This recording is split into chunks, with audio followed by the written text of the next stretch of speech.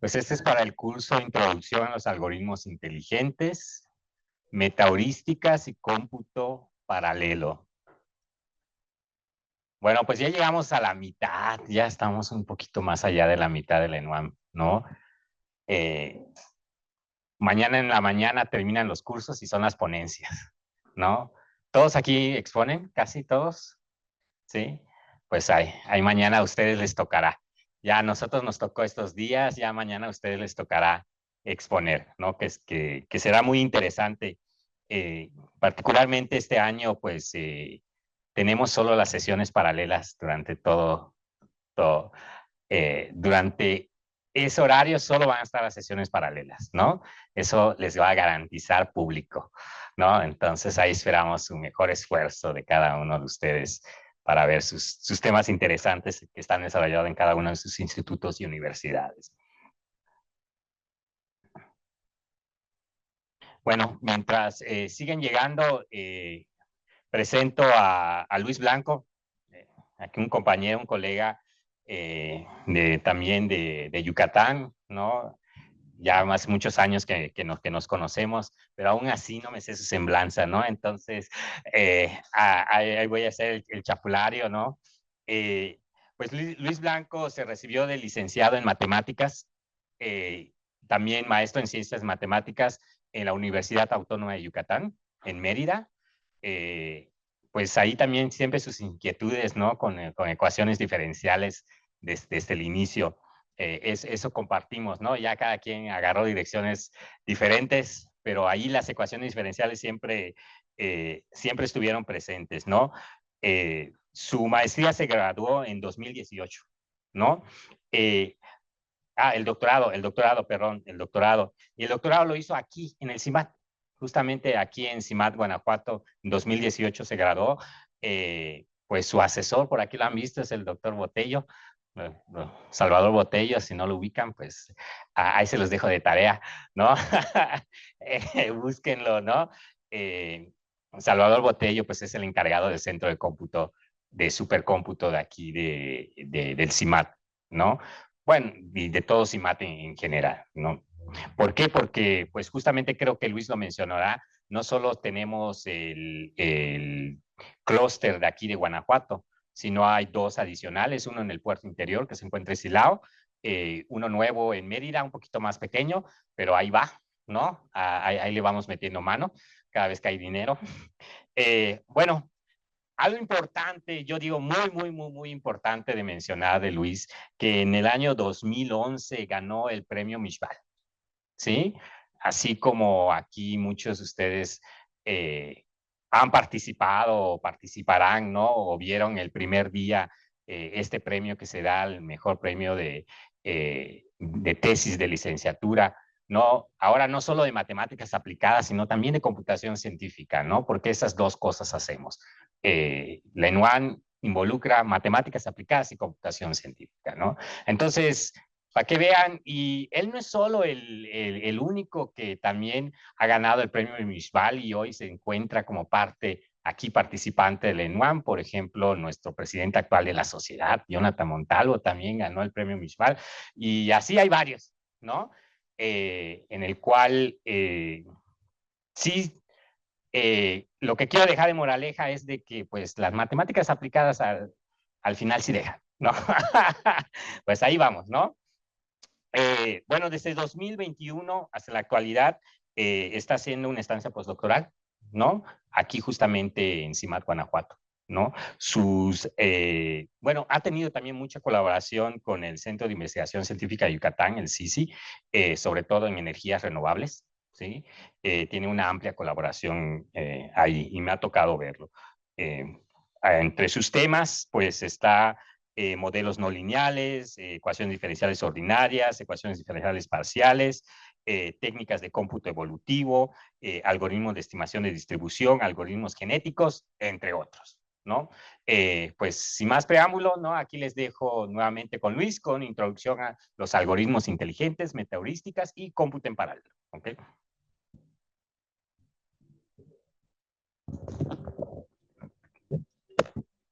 no sé si me escucho, pero sí, ok. Bueno, pues vamos a comenzar con este mini curso, ¿sí? Son 3 horas, ¿sí? Hoy vamos a tener 2 horas y mañana 1 hora, donde vamos a ver, o tratar de ver, ¿cómo se llama? O tratar de ver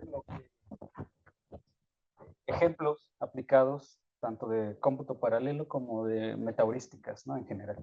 Entonces, en principio les voy a platicar un poco sobre... Ay, creo que la desconecté hace rato. A ver. Ok. Ay, no cambia con esta.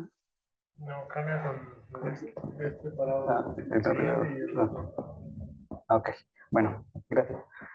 Ok, entonces les voy a platicar un poco sobre la parte de modelación matemática en general, ¿sí? La necesidad de algo que se llama estimación de parámetros y la importancia de la elección de ciertos métodos numéricos, que nos va a llevar a la necesidad de encontrar algoritmos para poder estimar o para poder encontrar valores que nosotros necesitamos para optimizar, para minimizar o maximizar algo que nosotros queramos, ¿no? Y como la parte de cómputo paralelo, ¿sí? En este caso vamos a utilizar uno de los paradigmas, en este caso de OpenMP, ¿sí? Y ya les voy a platicar un poco de ello, ¿no? Ok, bueno. Bueno, uno sabe, o todos sabemos en general, que la parte de la modelación matemática, ¿sí? Se encuentra en todo proceso que nosotros tengamos interés. Si nosotros no tenemos interés, pues no le vamos a encontrar las patas que queramos a algo, ¿no? Sin embargo, cuando tú tienes interés, tú puedes encontrar todas las cosas o toda la maraña de ideas que puede surgir a partir de algo, ¿no? Una vez estuvimos bueno, en una clase y estábamos hablando, era metodología de la investigación y cómo podían hacer, digamos, una tesis, ¿no? Resulta que salió una cucaracha, ¿no? Y empezaron a gritar, ¡ah, una cucaracha!, ¿no? Resulta que a partir de eso, ¿sí? Tú puedes hacer una tesis. Resulta que, que en aquel entonces eran clases para estudiantes de psicología, criminología y toda esa parte de áreas sociales. Entonces, a partir de eso, pues podías surgir cuál es el efecto, por ejemplo, de que esa cucaracha haya afectado el rendimiento académico de tu compañero. O sea, cómo lo perturbaste, ¿no? O cómo si estaba haciendo un examen, en ese momento se bloqueó. O sea, encuentras maneras de poder hallar cómo hacer una modelación o cómo tratar de explicar algo. ¿Sí? Modelación matemática en sí no significa hacer cuentas, hacer ecuaciones, sino encontrar la serie de pasos que te llevan a la solución de un cierto problema o a la explicación de algo, ¿no? Entonces, aquí tenemos ejemplos, por ejemplo, de cómo fluye. Aquí tengo 2 esferas en un canalito, entonces quiero ver cómo fluye o bien un fluido o aire a través de esos y cómo estas esferas obstruyen el flujo, ¿no? Entonces ahí entra y dices, bueno, pues tengo que estudiar cosas posiblemente en 3D, lo puedo hacer en 2D, lo puedo hacer en 1D, ¿sí? Lo puedo hacer como uno quiera, ¿no? Aquí tenemos una pieza de un vehículo donde se está viendo la transferencia de calor y cómo se va difundiendo conforme va avanzando, digamos, la máquina, ¿no? Aquí tenemos el flujo, ¿sí? En un canal, ¿sí? En este caso es en 2D, de 2 especies que van reaccionando juntas y van a crear la especie C, ¿sí? Entonces aquí entramos en el mundo de las reacciones electroquímicas o las reacciones químicas, ¿sí? O cómo estos van a afectar. Entonces, desde un principio, uno tiene que saber qué es lo que va a modelar, ¿no? En este instante, ¿sí? Uno dice, bueno, lo voy a modelar para ver cómo se está moviendo, o simplemente me interesa saber la cantidad que existe del sustrato y el producto en cierto momento, ¿no? Entonces, uno se hace la pregunta desde un inicio de cómo voy a hacer la modelación, ¿sí? Entonces, aquí como un ejercicio inicial, ¿sí? Vamos a suponer que queremos crear un método que reproduzca o describa algo, ¿sí? Como les digo, tienes interés en algo, le vas a encontrar las 1000 patas a lo que sea, aunque no lo tenga, ¿sí? Entonces aquí, por ejemplo, crecimiento bacteriano, ¿sí? La trayectoria de un robot, la predicción de una epidemia, que ya estamos muy familiarizados con eso. Entonces, pensando numéricamente o matemáticamente, ¿a qué posibles problemas nos enfrentamos? ¿Sí? ¿Qué es lo que podemos tener? ¿Sí? ¿Alguien me puede decir, por ejemplo, del crecimiento bacteriano, qué es lo que posiblemente se puede hacer? Pues quiero pensar que un exponencial, ¿no? ¿Para qué? Pues porque el crecimiento, o sea, las bacterias se reproducen de forma exponencial. Puede ser. Esa es una buena idea. ¿Alguna otra?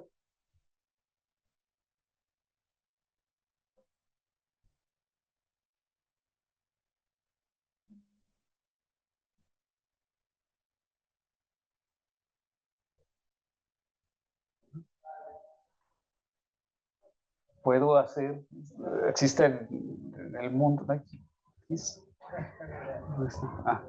En el mundo de la simulación, puedes hacer simulación de cómo es el crecimiento, depende de lo que tú quieras, ¿no? Si tú tienes, por ejemplo, una caja de Petri, ¿eh?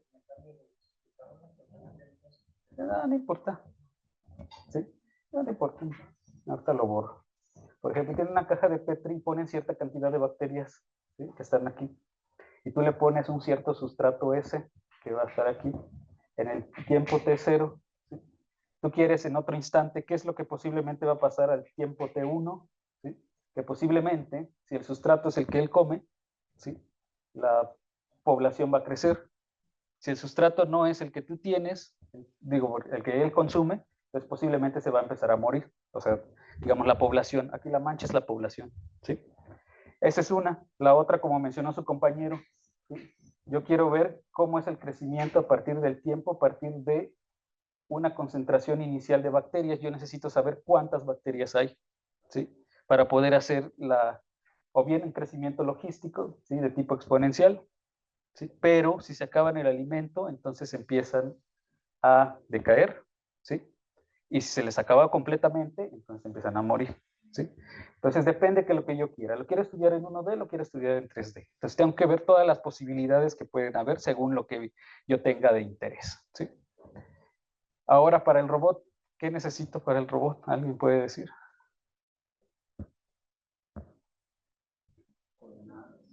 Coordenadas.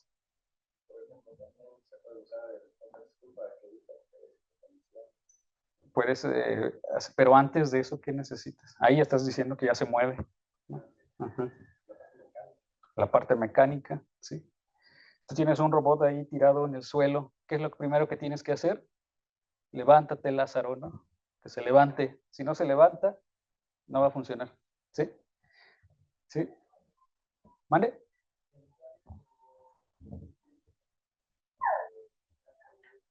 Exacto, necesito también sensores para saber qué es lo que quiero.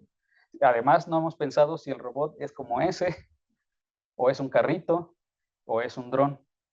¿Sí? O sea, está volando, está navegando, ¿qué está haciendo? ¿No? Entonces hay que pensar en todas esas posibilidades. Las pandemias,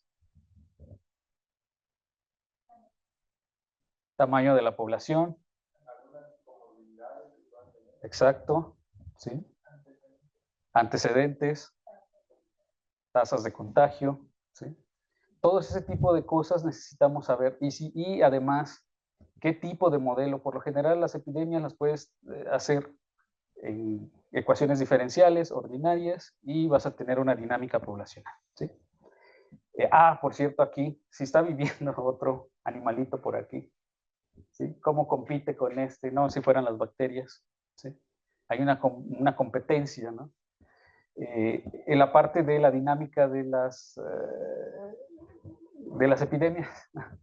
Tengo población susceptible, infectada, recuperada, sección inmune, sección que ha sido vacunada, etcétera, etcétera. Depende de cada variable que le pongas, la ecuación va a crecer, ¿sí? Ahorita vamos a eso. Y eso también es interesante. Bueno, es más o menos la idea de qué es lo que tú necesitas, ¿sí? Cuando tú haces una modelación de cualquier tipo. Ahora, numéricamente, ¿sí? Esa es la parte matemática. Numéricamente, si yo agarro, ustedes pueden agarrar su dedo, ¿sí? Y le ponen microscopio y va a ver bacterias, ¿sí? ¿Cuántas bacterias hay? No lo sé, ¿sí? Habría que contarlas experimentalmente, ¿sí? Entonces, si tú sabes o tienes certeza de cuántas bacterias hay, entonces puedes utilizar, digamos, este modelo, ¿sí? Sin embargo, cualquier conteo que tú tengas de visibilidad va a ser una pequeña muestra de la que hay en la caja de Petri, ¿sí? Entonces, esa pequeña muestra la multiplicas por el volumen y vas a tener cierta cantidad, que va a ser aproximada y no va a ser la real. Entonces, numéricamente tenemos errores de medición, ¿sí? Que eso comúnmente aparecen en estadística, ¿sí? Entonces, hay que cruzar todo para poder hacer o encontrar una estrategia de solución, ¿no? Cuando nosotros tenemos mucha información, para que vayámonos de estadística, biología, ahorita nos vamos a ir así, ¿sí? Para comprender lo que va a pasar. Cuando nosotros tenemos muchos datos, ¿sí? Y tenemos recolección de mucha información, por lo general en estadística se le conoce como series de tiempo. ¿Están de acuerdo? Cuando tenemos pocos datos, se les llama datos observados, datos experimentales, ¿sí? Que es lo que nosotros tenemos. Entonces, ¿qué es lo que nosotros podemos tener y cuál es la diferencia entre una serie de tiempo y unos datos muestrales? ¿Sí? Algo que sucede, ¿sí? ¿Alguien me puede decir qué sucede o qué tratamiento tiene uno respecto al otro? ¿Sí? Aquí la serie de tiempo es la que oscila, la que va brincando. Y los datos experimentales son estos puntos. ¿Qué diferencia tienen? Además del tamaño de la muestra. ¿Puede ser la tendencia que tiene cada uno? Puede ser la tendencia que tiene cada uno.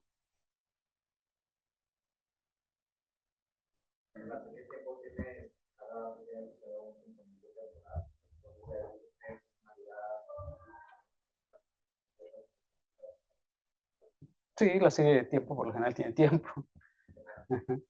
Sí.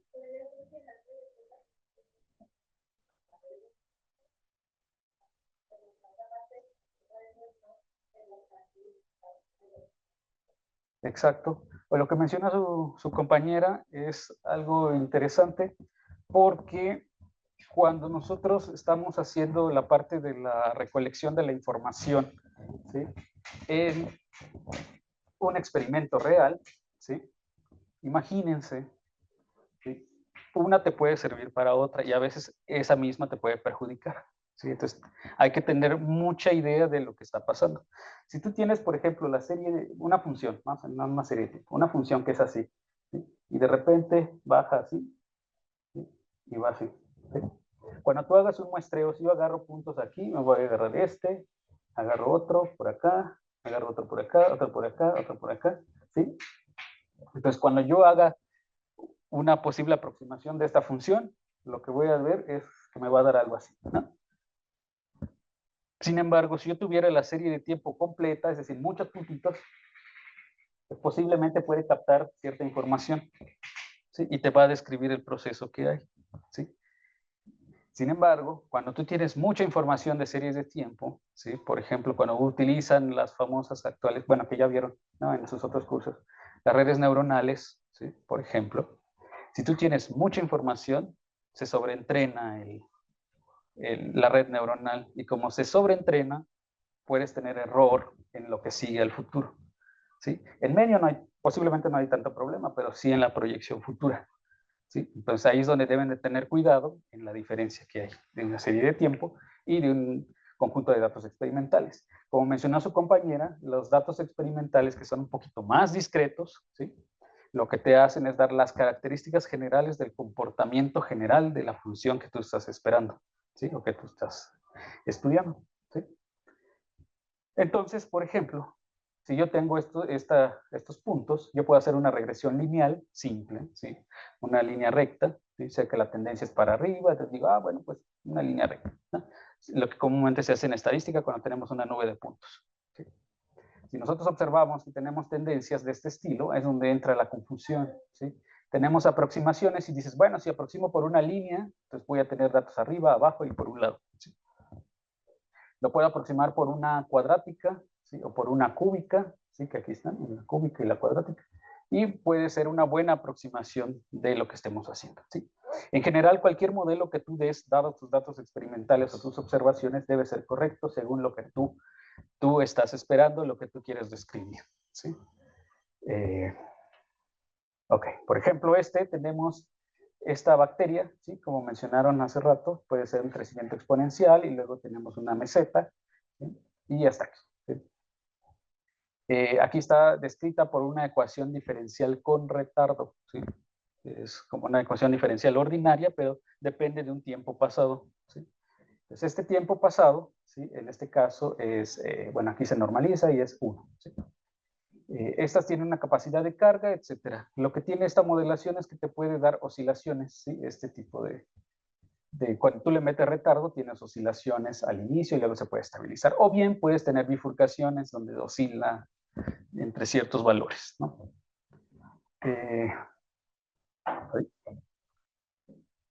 Aquí tenemos otro ejemplo, ¿sí? Estos animalitos, que ahorita se me olvidaron su nombre. Sí, lemnis, algo así. Son roedores que viven en el norte, en Alaska, ¿sí? Y estos, muchos pensaban los pobladores que cuando llegaban a esa población, esos animalitos se suicidaban, ¿sí? Pero en realidad no se suicidaban, sino que se consumían el alimento y ellos mismos iban disminuyendo su población, ellos mismos. Y luego cuando quedaban poquitos, pues se volvían a reproducir y luego otra vez, ¿no? Entonces eran temporadas en las que crecían, ¿no? Entonces fueron estudiadas, ¿sí? Lo mismo pasaba con este alce, bueno, con este que está aquí, ¿no? Tenía un comportamiento de pico y luego se estabilizaba. Lo mismo pasa por aquí, ¿no? Entonces esos comportamientos se pueden ver con un tipo de ecuación diferencial. Aquí el problema es que para que tú puedas hacer la modelación necesitas, miren, aquí para encontrar qué pasó, tuvo que pasar desde 1930 a 1940, tuviste que estar observándolo para saber cómo es el comportamiento de la población. Entonces ahí nos enfrentamos a un problema, ¿sí? De que alguien tiene que recolectar la información, ¿sí? Y existen problemas de bifurcación, ¿sí? O problemas de donde se mueven las soluciones. Aquí este es importante, ¿sí? Porque estoy adelantando. Una de las cosas, ¿sí? que es importante que sepan, porque cae dentro de lo que se van a llamar algoritmos inteligentes, ¿sí? Es lo que se van a llamar modelos subrogados o modelos sustitutos, ¿sí? Dado un modelo grande, ¿sí? El que tú dices es el mejor de todos los modelos, el que predice cosas finas, ¿sí? Muchos parámetros, a ese se le va a llamar que tiene una fidelidad alta, ¿sí? Este tiene la fidelidad alta debido a que describe, no sé, posiblemente el tamaño si fueran las bacterias, el tamaño de la bacteria, si consumió tal sustrato, si produjo tal cosa, si, no sé, involucra muchas cosas, ¿no? Sin embargo, cuando este modelo de alta fidelidad que te describe casi el comportamiento exacto de lo que está pasando, ¿sí? Se reduce porque se le quita discretización, se le quita tamaño de malla, se le quita cosas de la simulación, ¿sí? Entonces se baja lo que se va a llamar la fidelidad, ¿sí? Sin embargo, eso no implica que el modelo que tú estás haciendo sea incorrecto, ¿sí? Sino al contrario, va a ser muchísimo más sencillo, te va a dar información general del problema, así como este, ¿sí? Si tengo muchos puntitos, entonces tengo información suficiente. ¿Sí? Pero si solo me interesa qué pasa en este instante del 0 hasta aquí, no me importa el pico, ¿sí? Entonces yo lo puedo aproximar esta cosa. Si yo sé que esta es, no sé, una expresión de sumas de senos y cosenos, no sé, con 10 parámetros ahí, yo lo puedo aproximar con una parábola simple, ¿no? O sea, a eso se le llama modelo sustituto. Algo que es complejo, ¿sí? Lo puedes sustituir en ciertos momentos por algo que es más sencillo, ¿sí? Como lo que pasó como lo de aquí, ¿sí? Aquí. Y aquí tenemos, digamos, una que va a oscilar más, pero si solo me importa la tendencia, entonces una cúbica, una cuadrática es la que me sirve, ¿sí? A eso se le llama modelo sustituto o modelo subrogado, ¿sí? Los modelos subrogados o sustitutos por lo general van de la mano con las redes neuronales, con ese tipo de cosas, con modelos estadísticos sencillos que van a poder resolver el problema. Aquí tenemos un ejemplo, ¿sí? La función de alta fidelidad es esta, ¿sí? 5x más el seno de 10x más 2 más esta parte, ¿no? Y tenemos la de baja fidelidad, que es esta que está aquí, ¿no? Entonces, la de alta fidelidad, ¿sí? Es la azul que pasa por los puntos, ¿sí? La de baja fidelidad es esta otra que está aquí. Sin embargo, existen, aquí tengo las referencias, ¿sí? De que este de baja fidelidad, ¿sí? Lo puedes corregir para que se acerque y te dé hasta más fidelidad que el que tú tenías antes, ¿sí? O sea, combinas las dos y tienes una de más alta fidelidad. Entonces eso también es importante, ¿sí? Y las diferencias entre estos modelos que se van a llamar modelos inteligentes, porque los vas a crear tú y luego se van a adaptar solos, ¿sí? Caen en esa categoría, ¿sí? Lo que tienen de diferencia es el modelo, ¿sí? Lo que tú tienes es un modelo que lo cambias por otro, ¿sí? Tienes exactitud que se pierde con el modelo de baja fidelidad, pero conservas la información que tú tienes, ¿sí? Y otra de lo importante es que los dos, ¿sí? Una vez que tú tengas tus dos modelos sustitutos o subrogados, debes de compararlos con la fuente, es decir, con los datos observados en experimentación, las series de tiempo o todo eso que tú necesitas, ¿sí? Entonces, digamos, es la parte que ustedes deben de tener en cuenta. Un modelo puede ser tan complicado como nosotros queramos o tan sencillo como nosotros deseemos, ¿sí? Depende cómo es la calidad de la respuesta que tú quieras, ¿no? Ok. Entonces, sigue este. Ok. Por ejemplo, ¿sí? Aquí tenemos esos datos, esos puntitos que son datos observados, que es por lo general es lo que vamos a tener. Y vamos a suponer, en este caso, ¿sí? Porque pudimos haberla aproximado con un polinomio de grado 5, por ejemplo, le cortas el pedacito, lo estiras y lo ancheas, ¿sí?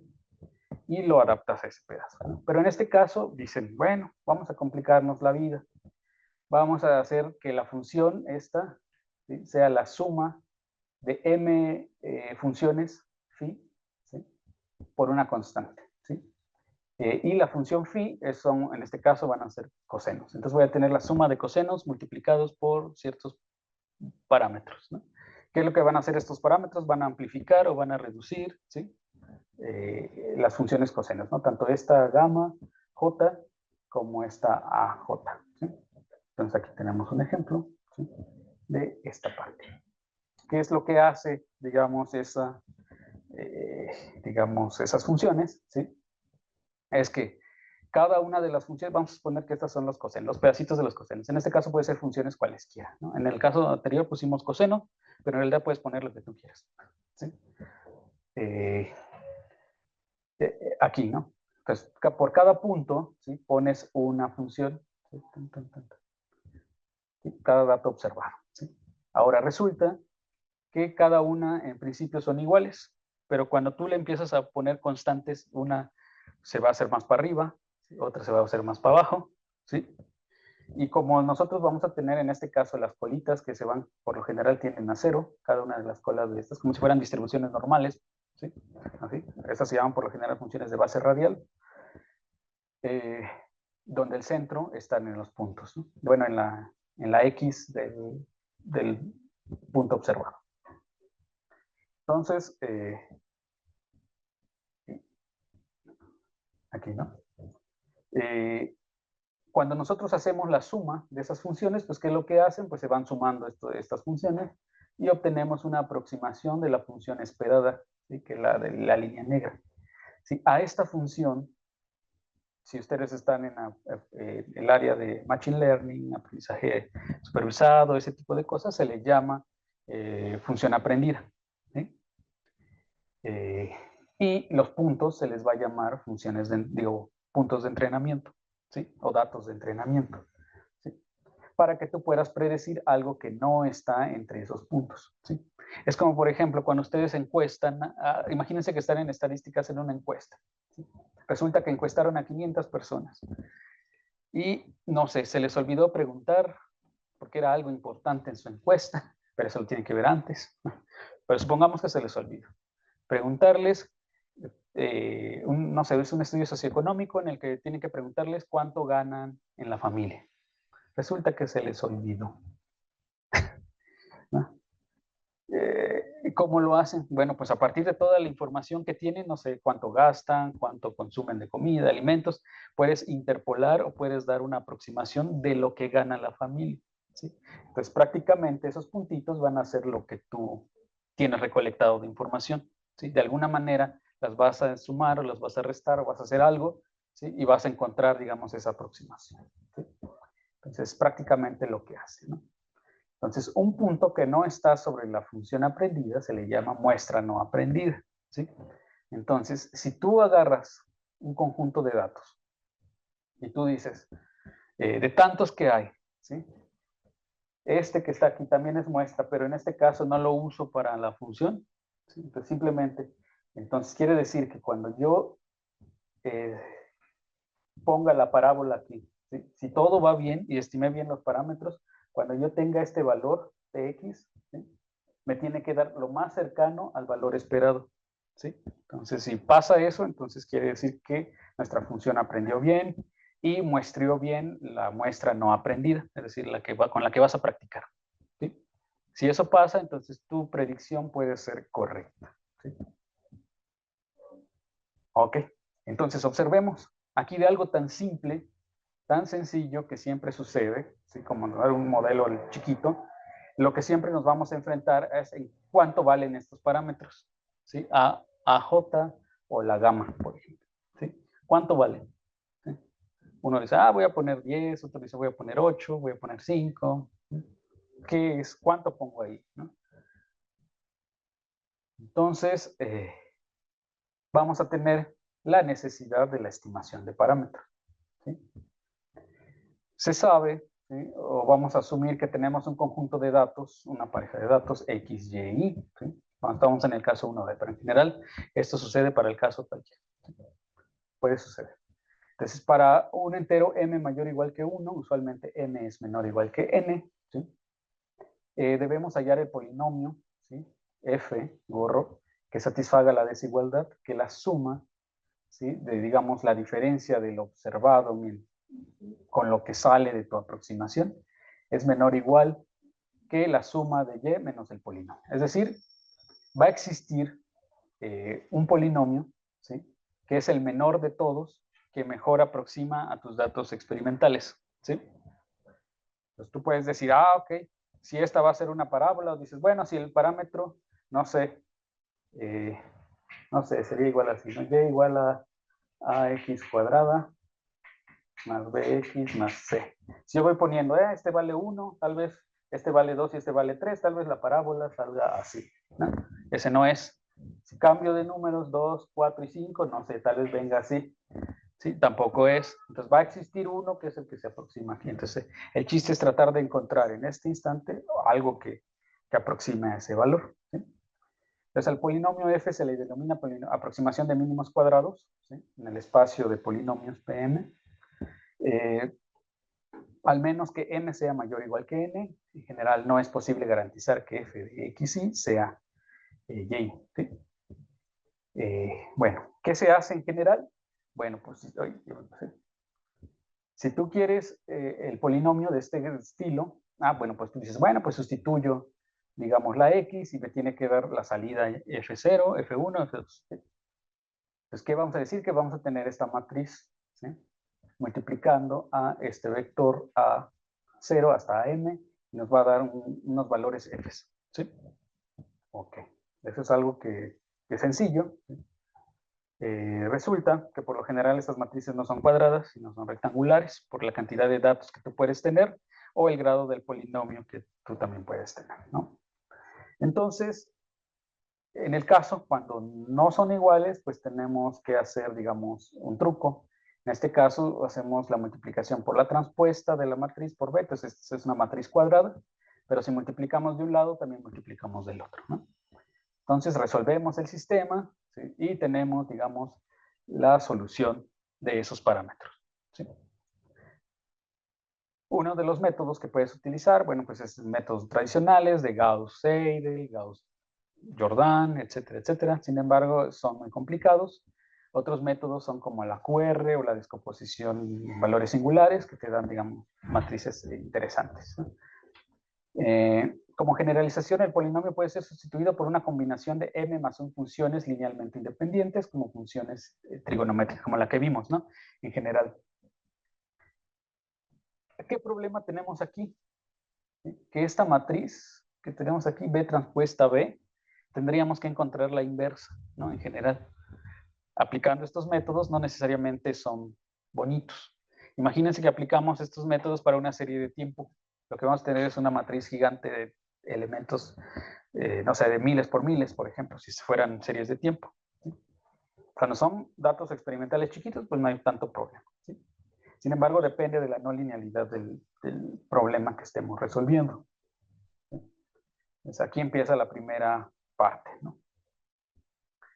Entonces, por lo general, ¿sí? Si observamos de lo que les acabo de mencionar, tenemos un conjunto de entrenamiento y tenemos el objetivo de que que cada una de las observaciones sea aproximadamente lo mismo que la salida de la evaluación en el instante XK, ¿sí? Para toda K, ¿sí?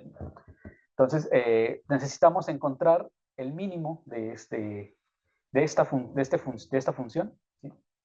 Que es la suma de la diferencia de los valores esperados con los que salen, ¿sí? Por lo general, ¿sí? Estas matrices, no sé si las han encontrado, como, ay, se me olvidó el nombre, sale en cálculo, multiplicadores de Lagrange, ¿sí? Si ustedes lo quieren ver en la parte de cálculo, multiplicadores de Lagrange. Tenemos términos de regularización que se llama comúnmente en problemas inversos, ¿sí? Entonces aquí, ¿sí? Tendríamos que poner valores aquí para los pesos. Observen que esas W son los pesos que estamos aquí. Vamos a penalizar de tal manera que no se salgan del rango que nosotros queremos esos parámetros, ¿sí? Por ejemplo, yo no quiero que el valor de la A se salga de cierto intervalo, de, no sé, de 0 a 20, de menos 1 a 8, no sé. O sea, cada uno tiene un rango. Se puede penalizar con esto. El problema que surge cuando se hacen técnicas de interpolación con regularización es que tenemos que encontrar cuánto vale lambda, ¿sí?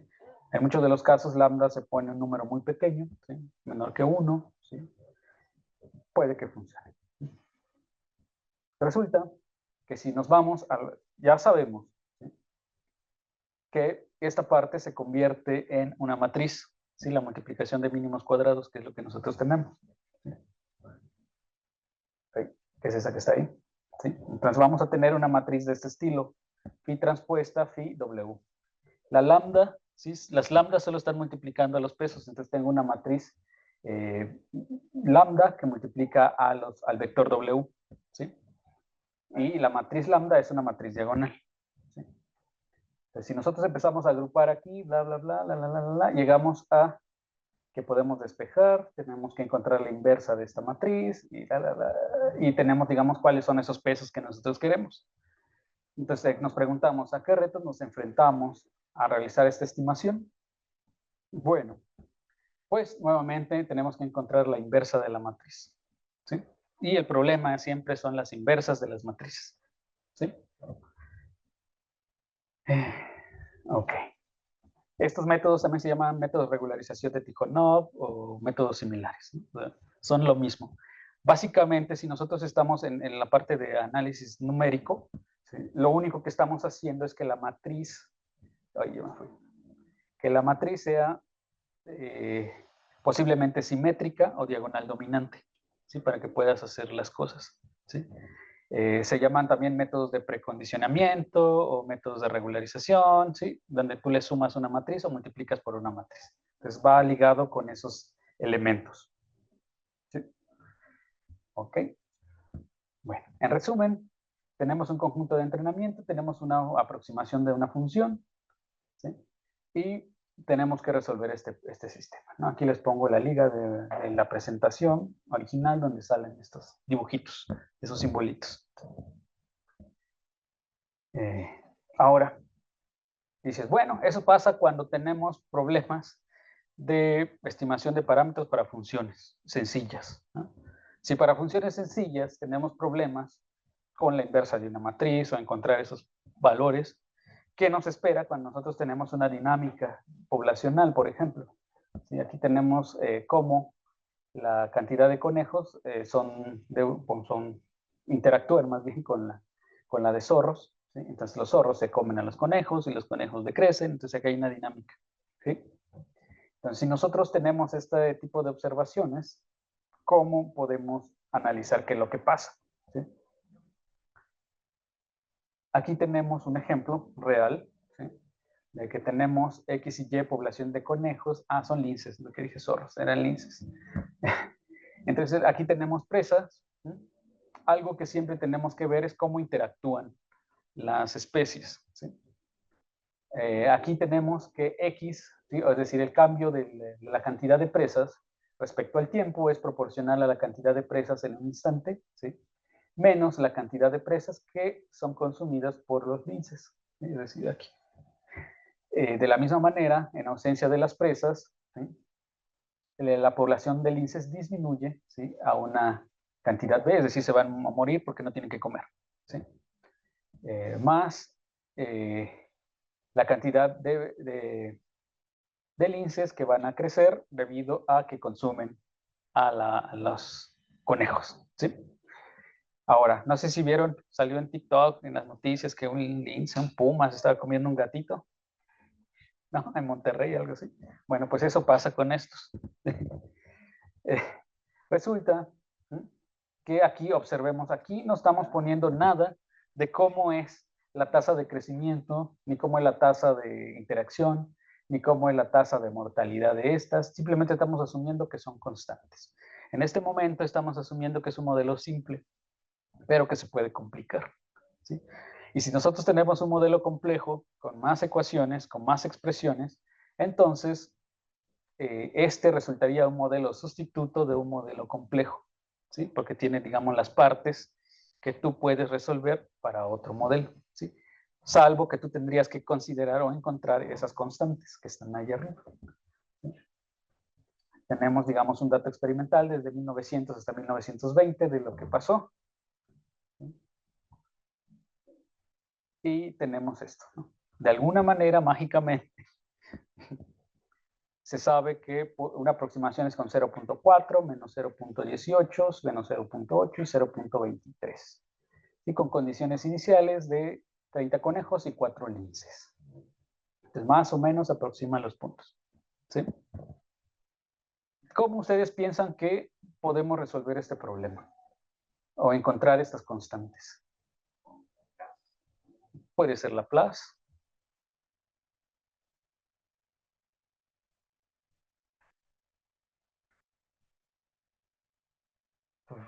Necesitamos saber cuál es la tasa de natalidad de los conejos, cuál es la tasa de mortalidad,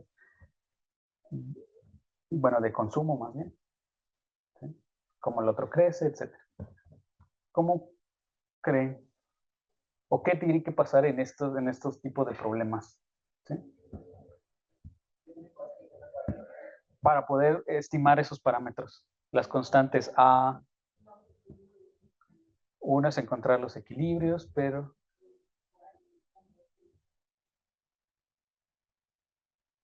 si no tienes los valores de las A's o las B's, ¿cómo graficas los equilibrios? O sea, A y B son constantes que no conozco. ¿Cómo creen que los pueden encontrar? una regresión. ¿Cómo hago la regresión? No, pero no sé si están en el modelo. En este modelo, en el otro que nos mostré, aquí sí está, dice A1, A2, B1, B2. Pero en principio no los conozco, ¿sí? En el otro, por eso le dije, en el otro mágicamente ya se sabe que son 4.018, 0.8 y 0.023. ¿Cómo yo encuentro esos valores? Tienes datos reales. Obtienes datos reales. Los datos reales ya los tenemos, ¿no? Son las tablitas que nosotros tenemos. Ah, bueno, pues aproximando el modelo a los datos reales. ¿Cómo aproximo los datos reales? ¿Qué tengo que hacer? Recordemos que... Ay, ya me estoy yendo. O sea, con mínimos cuadrados no se pueden. ¿Cómo hago mínimos cuadrados con ecuaciones diferenciales?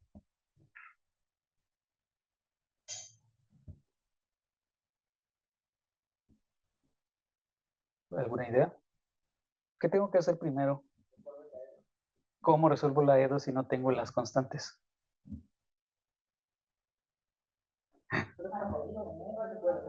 ¿Eh? No.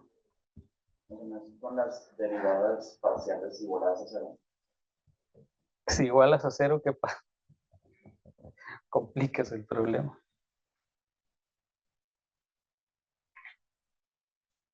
¿Qué les dije que pasaba aquí? Si yo quiero aproximar esta parábola a esta, dices, bueno, pues doy un valor, ¿no? Y veo si se acerca. Doy otro valor y veo si se acerca. Doy otro valor y veo si se acerca. Entonces, ¿qué tengo que hacer? Darle valores cualesquiera a esos constantes evaluarlas y ver si están cerca. ¿Sí? Si no están cerca, busco otra. Hacer una función del error y minimizarla. Una función del error y minimizarla. ¿Sí? Resulta que a esa función le vamos a llamar función objetivo.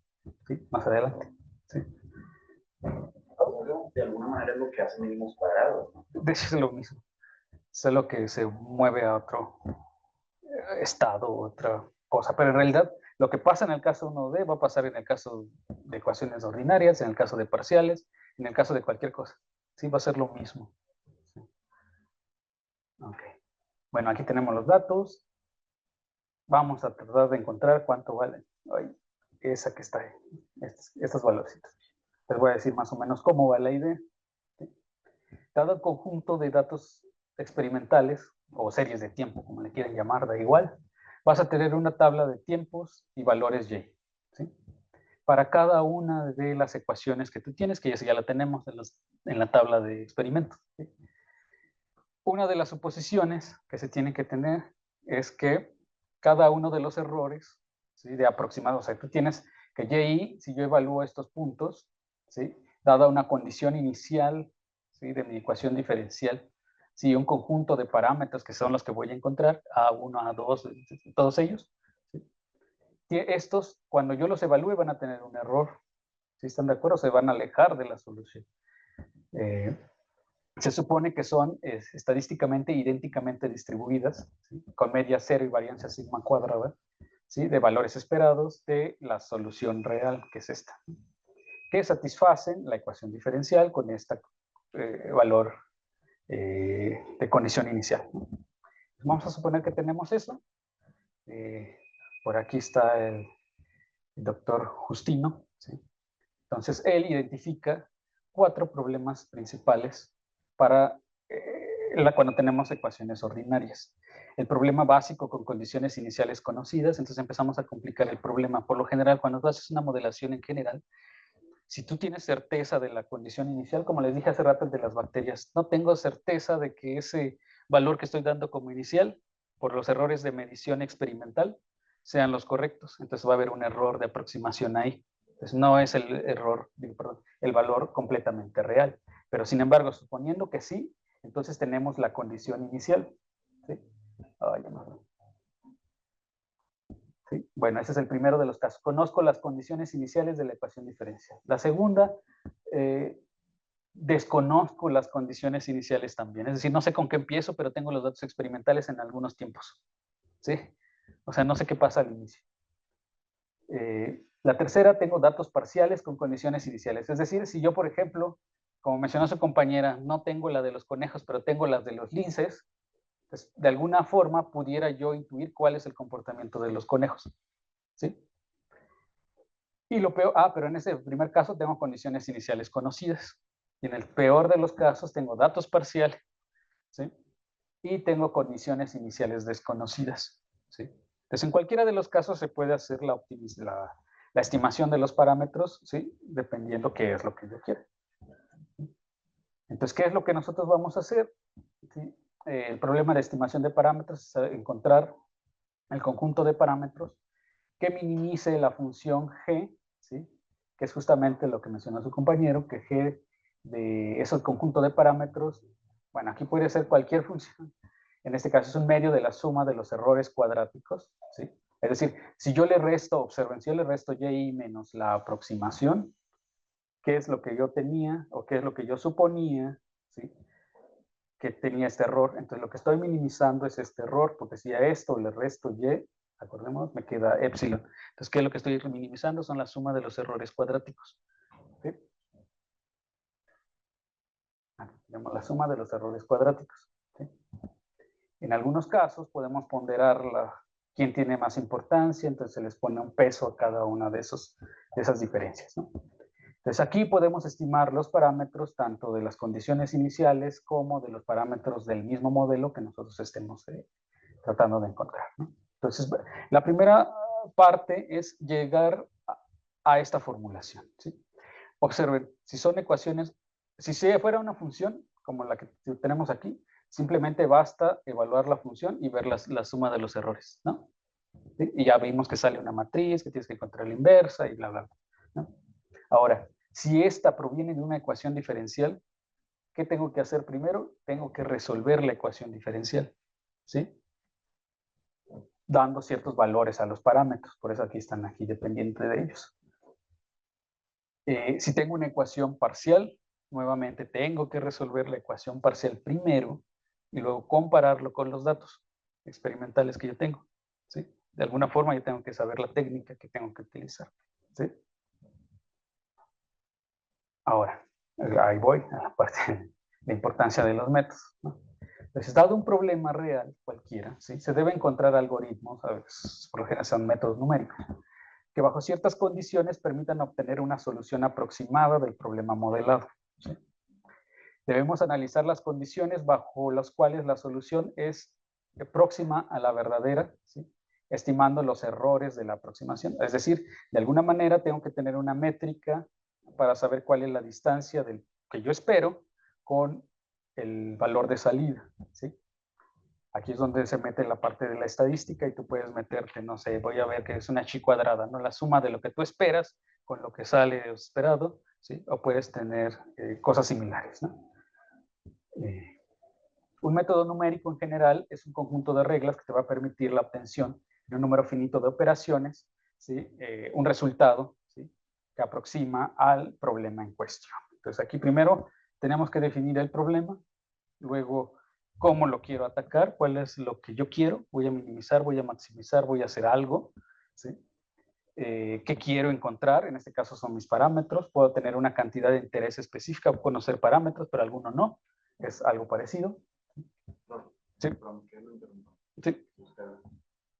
Me saca un poquito de onda esa definición. O sea, simplex es un método numérico. Simplex es una metodología para encontrar el óptimo en la parte de investigación de operaciones, sí. Pero es algo parecido a esto. Trata de minimizar cosas. ¿Se considera método numérico? Si tú lo puedes, ¿cómo se dice? Automatizar, sí, es un método numérico. ¿Sí? Porque es una serie de pasos que te lleva a una solución específica. Sí, ok. Entonces, en general, ¿sí? El esquema de construcción de un método es sustituir el problema por un algoritmo de cálculo que tiene n pasos, ¿sí? Cierta cantidad de pasos, que es lo general lo que se hace. Probar la convergencia, aquí no mencionamos convergencia, pero convergencia es que se aproxime a lo que tú quieres, ¿sí? Asegurar que las xn, ¿sí? Se aproximen, ¿sí? Con cierta rapidez, ¿sí? Y que sea estable, es decir, pequeñas modificaciones en los datos no ocasionen fuertes cambios en el resultado, ¿sí? O de otra forma, si los cálculos no se afectan con exactitud debido a los redondeos. Una de las cosas que sucede también es que a veces tenemos estas funciones, ¿sí? Y a veces hay que normalizarlas. Normalizarlas te hace que se evite, no te puede quitar ese peso, ¿no? O sea, para que no tengas valores pequeñitos con valores grandes, ¿sí? Eso, o a dimensionalizar. Eso tiene que ver con el planteamiento del problema. Se consideran problemas bien planteados o mal planteados. Y organizar algo importante, que por lo general con los que hacemos computación hacemos, pero no nos damos cuenta, porque lo piensas y ya sabes más o menos cómo vas a resolverlo. ¿No? Creas el diagrama de flujo en tu propia mente o bien lo escribes y lo dibujas, ¿no? Entonces, esto es importante. Y pensar también en qué lenguaje de programación vas a resolver tu algoritmo, ¿no? Eso es importante, ¿sí? ¿Qué necesitamos para la elección? Que siempre queremos que minimice los errores, que minimice el número de operaciones efectuadas, ¿sí? Menos tiempo y menos costo computacional, que minimice la memoria para almacenar datos, ¿sí? Eso es importante. Adoptar un criterio, ¿sí? Para seleccionar aquellos que producen errores dentro de los márgenes admisibles, ¿sí? Entonces aquí es donde entra la parte de la modelación, donde tú dices, bueno, voy a utilizar este modelo, no voy a utilizar este, voy a utilizar este método, ¿sí? Cosas así. Lo que queremos aquí es, como siempre, hacer las cosas lo más rápido posible para no tener tanta carga de trabajo y que salga lo que nosotros queremos, ¿sí? Una de mis asesoras de licenciatura decía, necesitamos que hagas esto, esto, esto, esto y esto. ¿Sí? Era tratamiento de aguas residuales y un modelaje. Y decía, no tenemos todo el tiempo para hacerlo. Tienes tanto tiempo, entonces ve cómo lo haces, pero queremos que lo haga rápido. En aquellos tiempos, como todavía estás empezando con modelación, dices, ay, ¿cómo le hago? ¿No? Pero cuando ya le empiezas a agarrar la onda, dices, ah, ya sé cómo, ¿sí? Por eso yo les llevé a la parte de los modelos sustitutos. Una vez que tú ya puedes manipular un modelo simple, ya puedes manipular uno más grande, ¿sí? Uno más complejo. Entonces, los modelos en general, ¿sí? Simulan y aproximan la realidad, ¿sí? Pero existen problemas en la medición de parámetros físicos y por lo tanto se deben estimar, ¿sí? Algunos parámetros son sencillos, son fáciles, los mides, los estimas, dices, ah, más o menos, pero hay que tener en cuenta que todo modelo tiene un error, ¿sí? Error en la modelación, error en los datos experimentales, error en los números que nosotros tenemos, entonces, a fin de cuentas, todo es una aproximación de lo que tú esperas, ¿sí? Eso es lo importante. Entonces, existen métodos de optimización, ¿sí? Que son los que nos van a servir. Entre ellos están los métodos tradicionales, que son los de búsqueda local, ¿sí? Gradiente conjugado, ese tipo de métodos de descenso, ¿sí? Que te tratan de encontrar el mínimo o el máximo de una función, ¿sí? Sin embargo, tenemos aquí los métodos metaheurísticos, que son, ahorita vamos a platicar de ellos, como el enjambre de partículas, recocido simulado, algoritmos genéticos, algoritmos de estimación de distribución, entre otros, ¿no? Que estos algoritmos lo que tratan de hacer es evitarse los pasos de las derivadas, ¿sí?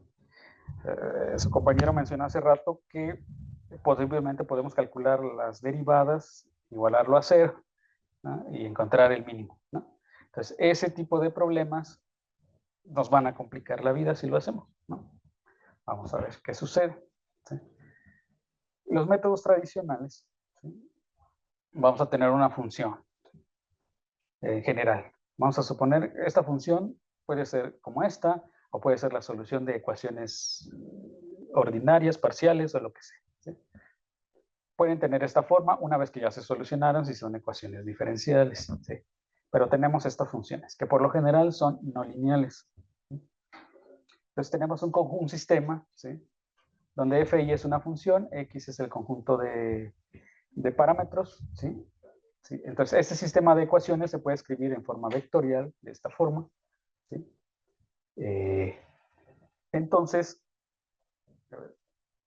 si nosotros queremos encontrar, por ejemplo, el mínimo de esas funciones, ¿sí? Estas, por ejemplo, el algoritmo del descenso más rápido, ¿sí? Lo que tú tienes que hacer es tener un punto inicial, tienes cierta cantidad de parámetros, ¿sí? Calculas un valor inicial, das una tolerancia y repites estos pasos. En estos pasos, ¿sí? Para quienes lo han hecho, saben que tienen que calcular el gradiente de la función, encontrar la dirección de descenso, ¿sí? Que puede ser de esta forma, ¿sí? Donde se involucran gradientes nuevamente, ¿sí? Y así, ¿no? Entonces aquí el problema, ¿sí? Es que nos vamos a tardar mucho en encontrar los gradientes. Si nosotros tenemos ecuaciones diferenciales ordinarias o parciales, ¿sí? Tuviéramos que resolver el problema, luego volver a derivarlo, volver a moverlo, o tratar de involucrar tanto las ecuaciones a las derivadas dentro de aquí, ¿sí? Dentro de la metodología. Entonces aquí, ¿sí? Vamos a ver un ejemplo. Tenemos este sistemita, ¿sí? Tenemos F1 y F2, lo igualamos a 0, ¿sí? Tiene freno. Entonces aquí tenemos esta función, ¿sí? Podemos calcular la jacobiana, el gradiente, la hessiana, ¿sí? Pero aquí solo tenemos dos parámetros y dos funciones. Imagínense ahora que los parámetros, no sé, son 10, son 20, ¿sí? Son muchos. Entonces estos métodos pues te van a generar matrices grandes, ¿sí? Y por lo general van a ser extrañas. ¿Para qué es el jacobiano y para qué es la hessiana? Ahorita vamos para ahí. ¿Sí? Ahorita vamos para ahí. Aquí, por ejemplo, tenemos este tipo de métodos, ¿sí? Dependen del punto inicial. Ese sistema tiene dos soluciones. Depende del punto inicial, te lleva a una en 205 iteraciones, ¿sí? Con las correspondientes iteraciones para encontrar la lambda, ¿no? ¿Sí? Entonces, digamos, tarda mucho. Si nosotros empezamos con otro punto inicial, entonces nos vamos a otro valor, ¿no? Ok. Resulta que en el libro del Quaternion, ahí se explica rápido y sencillo y fácil, ¿sí? Que las direcciones de descenso del descenso más rápido, depende cómo calcules esas direcciones, ¿sí? Van a recibir un nombre, ¿sí? Por ejemplo, aquí tenemos las direcciones de Newton, ¿sí? Y se calculan de alguna forma, ¿sí? Hay una teoría para desarrollar y encontrar esas expresiones, ¿sí?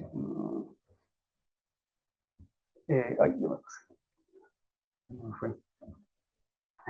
Entonces aquí necesitas la Hessiana evaluada en el punto, ¿sí? Entonces esta metodología te dice que tienes que calcular la Hessiana, ¿sí?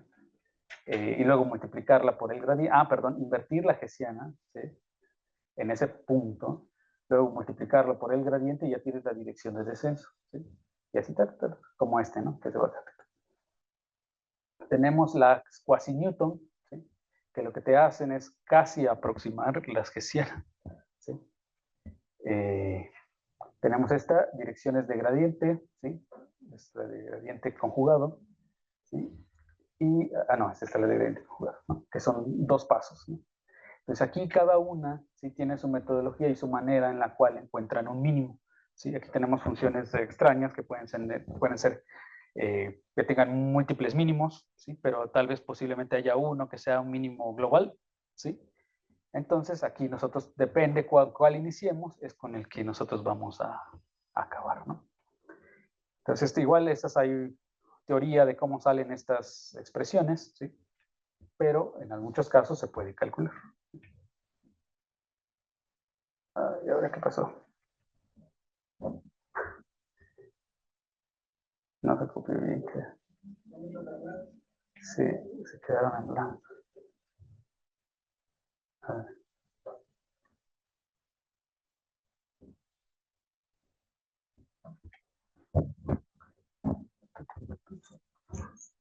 Alternativa. Sí, se quedó.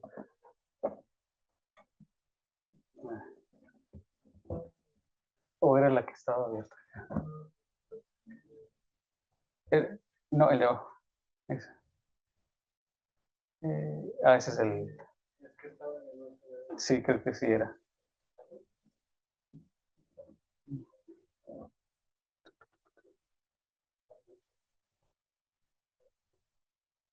Ah, sí, sí. Ok. Ahí. Gracias. Muy bien. Entonces, vámonos. Si con los métodos tradicionales vamos a tener problemas cuando tengamos problemas complejos y tengamos mucha cantidad de parámetros por estimar, porque las matrices hessianas o todas esas, ¿sí? Pues van a crecer, ¿no? Y van a ser tal vez un poco complicadas de poder entender, ¿no? Entonces, nos vamos a estos métodos que se llaman metaheurísticos, ¿sí? Los métodos metaheurísticos, los anteriores eran métodos heurísticos, es decir, serie de pasos para llegar a la solución de un problema. ¿Sí? Los métodos metaheurísticos van un poquito más allá y lo que tratan de hacer es manipular algoritmos, ¿sí? De cierta forma, que puedan llevarte o ayudarte a sacarte de esos mínimos locales, ¿no? Si nosotros utilizáramos, observen algo sencillo, ¿sí? Nosotros tenemos una función de este estilo, ¿sí? Algo así. Como les dije, si utilizamos métodos de gradiente, ¿sí? Mi punto inicial, entonces se va a ir a este mínimo, ¿no? Si yo empiezo por aquí, también se va a ir aquí. Si empiezo aquí, se va a ir aquí. Si yo empiezo por aquí, se va a ir a este, ¿sí? Entonces la elección del mínimo del punto inicial depende, más bien, la respuesta del algoritmo depende del punto inicial, ¿sí? ¿Cómo yo hago, sí? Que por ejemplo, si aquí tenemos más, ¿sí? Yo empiezo aquí, se va aquí, ¿sí? ¿Cómo yo hago que en vez de que se vaya a este, se vaya al mínimo global? Pues probando diferentes inicializaciones. Puede ser. Si yo utilizo el método sencillo de gradiente, no sé, tú puedes decir, bueno, pues si se quedó aquí, tal vez bueno, voy para otro lado y veo, hago una prueba de una iteración, no sé, a ver si es mejor que esta, ¿no? Que la que sigue. ¿Sí? Puede ser algo así. Entonces, algo que tú le puedes decir, ¿sabes qué? Salte de aquí y vete para otro lado, ¿sí? Entonces se considera metaheurístico porque te está manipulando al anterior. ¿Sí? Le está diciendo, salte de ahí y vete para otro lugar. ¿Sí? Entonces, entre ese tipo de algoritmos, ¿sí? Están unos que se llaman poblacionales. ¿Sí? Ahorita regresamos a ese, que es el que vamos a ver. Existen métodos, por ejemplo, este de la optimización del lobo gris. ¿Sí? Los métodos metaheurísticos por lo general son muy exóticos y tienen nombres peculiares. Están chistosos. Por ejemplo, el algoritmo de optimización del lobo gris. Cuando tienes el lobo, ¿sí? Tienes un lobo alfa, un lobo beta y un no gamma, creo que sí. Y el lobo alfa, pues es el líder, ¿no? Es el que te dice dónde está la presa. La presa es el objetivo, ¿sí? Es donde yo quiero llegar. Entonces, ¿qué es lo que hace? Que los otros lobos que están a un lado, pues están tonteando por ahí, están buscando también. Pero cuando el principal dice por aquí, todos se mueven hacia él, ¿no? Y se van para allá. ¿Sí? El siguiente paso, el lobo alfa da otro paso, todos se van casi con él, mientras los otros están explorando. ¿Sí? O sea, se están moviendo por otros lados. Sí, está curioso ese algoritmo. Tenemos la optimización de la colonia de hormigas. ¿Sí? Tú inicializas no sé si se han dado cuenta, ustedes dejan un pedazo de pan en una mesa y de la nada, no sé, a las 3, 4 horas ya hay hormigas ahí. De alguna manera llegaron ahí. ¿Sí? Existe una que se va a explorar por los lugares. ¿Sí? Cuando encuentra que ya encontró algo, ¿sí? Llama a las demás. ¿Sí? Pero una cosa es llamar a las demás y la otra es que lo que haya llamado, ¿sí? Sea el camino más óptimo para llegar a la ¿cómo se llama? Al pan. Porque si se dan cuenta, dejo el pan, las hormigas no dan la vueltezota, ¿sí? Sino a veces se encuentran el camino más corto y ahí se van. ¿Sí?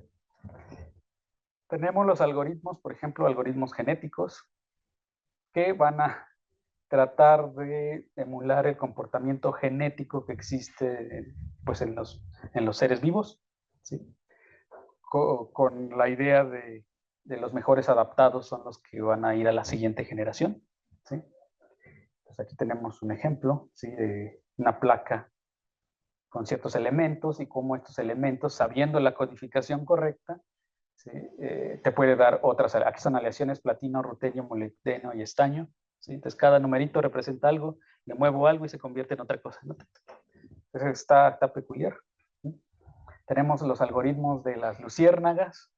¿Sí? Las luciérnagas, sí, es que así como la del lobo, ¿sí? Hay una que es la más brillante, ¿sí? Y las demás van hacia donde vaya la más brillante, que la brillante va hacia un objetivo. ¿Sí? Estos tipos de algoritmos lo que tratan de hacer es emular, copiar cualquier cosa que suceda en la naturaleza que sea algo, que te lleve a algo óptimo, ¿sí? Algo bonito, algo correcto. Tenemos otros, ¿sí? Por ejemplo, el algoritmo de búsqueda cucú. ¿Sí? El pájaro cucú, no sé si lo conocen, lo van a escuchar. El pájaro cucú es un pájaro que es parásito parásito en el sentido de que deja sus huevos en otro, para que lo empolle otra ave. ¿Sí? Y tiene la capacidad de que los huevos los pone casi del mismo color que ¿cómo se llama? Que la ave donde deja su huevo, ¿no? Entonces, este algoritmo, ay, ya me fui más para allá, ya me fui más para allá. Este algoritmo, ¿sí? Lo que trata de encontrar es cuál de todos empolla o llega al objetivo. O sea, de alguna manera se relaciona la parte del empollamiento y dónde pones el huevo como para el objetivo, ¿sí? De algo bueno, ¿sí? Como para la preservación de su especie. Una vez que nacen los nuevos pollitos, vuelven a hacer lo mismo. Entonces, esa es otra generación de proceso que va a pasar. Entonces, está curioso. El más común de todos estos es el enjambre, la optimización del enjambre de partículas. ¿Sí? Que no sé si han visto cómo los pajaritos vuelan, ¿no? Se hacen sus dibujitos, bueno, sus formas extrañas en el cielo, ¿no? Entonces siguen también a un líder, ¿sí? Entonces, de alguna forma, unos están con ciertas direcciones, otros van explorando, uno se aleja, el otro regresa, ¿sí? Aquí tenemos otro, el del tiburón blanco, el optimizador del tiburón blanco, ¿sí? Que va buscando su alimento, entonces lo que va a hacer es buscar la dirección más óptima de cómo se mueve hasta llegar al óptimo, ¿sí? Eso es para que se motiven. Y otros más exóticos, ¿sí? Como la optimización del enjambre de galaxias, cómo la gravedad va atrayendo, cuando van galaxias se van atrayendo. Y así hay un montón, hay recocido simulado, cómo es la solidificación de una aleación, ¿sí? Cómo se van ordenando, digamos, las moléculas ahí, con cierto enfriamiento y calentamiento del metal, ¿sí? Cómo los golpean. Bueno, algo así, ¿no? Hay de las notas musicales, como, es más, si ustedes empiezan a gritar, ¿sí? Imagínense que se ponen a hablar, alguien que viene por ahí escucha un ruido, ¿sí? Y ese ruido lo identifica y ya sabe que son personas hablando, ¿sí? O sea, esa bulla, ¿sí? Que se escucha, te convierte en algo global. No escuchas qué dice uno, no escuchas qué dice el otro, pero te lleva a una melodía, ¿sí? Entonces esa es otra, se llama búsqueda armónica, ¿sí? Y así hay un montón, ¿sí? Entonces, si tienen interés, les recomiendo estos dos libros, ¿sí? Estos dos, ¿sí? Están interesantes porque te dicen cuál es la peculiaridad que tiene cada uno de los algoritmos hasta cierto momento, ¿sí? Pues ya trae algunas codificaciones en MATLAB, ¿sí? Con ejemplos que ustedes pueden utilizar, ¿sí? Que se pueden guiar para poder hacer minimización de funciones y todo eso, ¿no? Pues una vez que aprendemos a hacer esto, entonces, digamos, ya podemos pues avanzar un poco más, ¿no? A la parte de la minimización de funciones. ¿Sí? ¿Qué más? A ver, no sé si continuamos. ¿Quieren un descanso de 5 minutos? ¿Sí? ¿Sí? Entonces unos 5 minutos antes de continuar. ¿Sí?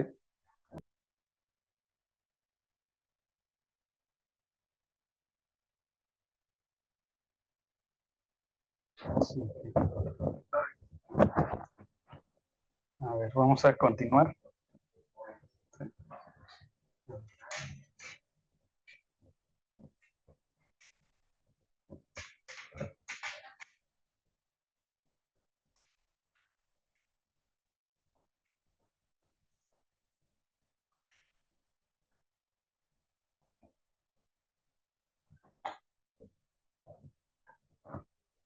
¿Ya? Vamos a continuar. ¿Sí? Bueno, les decía de los libros, ahí pues se pueden encontrar información respecto a este tipo de algoritmos tan curiosos, muy peculiares. Hay uno de cómo los imperios van agarrando territorios, algoritmo de la colonia imperialista, algo así. ¿Está curioso? Ok. Bueno, una de las ideas más sencillas, ¿sí? Es el algoritmo más sencillo que pueden encontrar, pero también es eficiente, siempre y cuando sepan cómo se hace, ¿sí? Vamos a suponer lo siguiente, que tenemos una función, ¿sí? Así, ahí está. No sé, algo así. ¿Sí? ¿Cómo se les ocurre encontrar el mínimo de esa función sin hacer derivadas?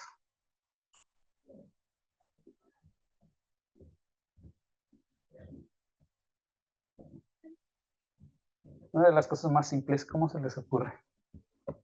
¿Cómo saben qué es el mínimo? Quiero el mínimo global, perdón. ¿Cómo sé que quiero este? ¿Sí? ¿Sí? Me encuentro en ese punto. Algo sencillo.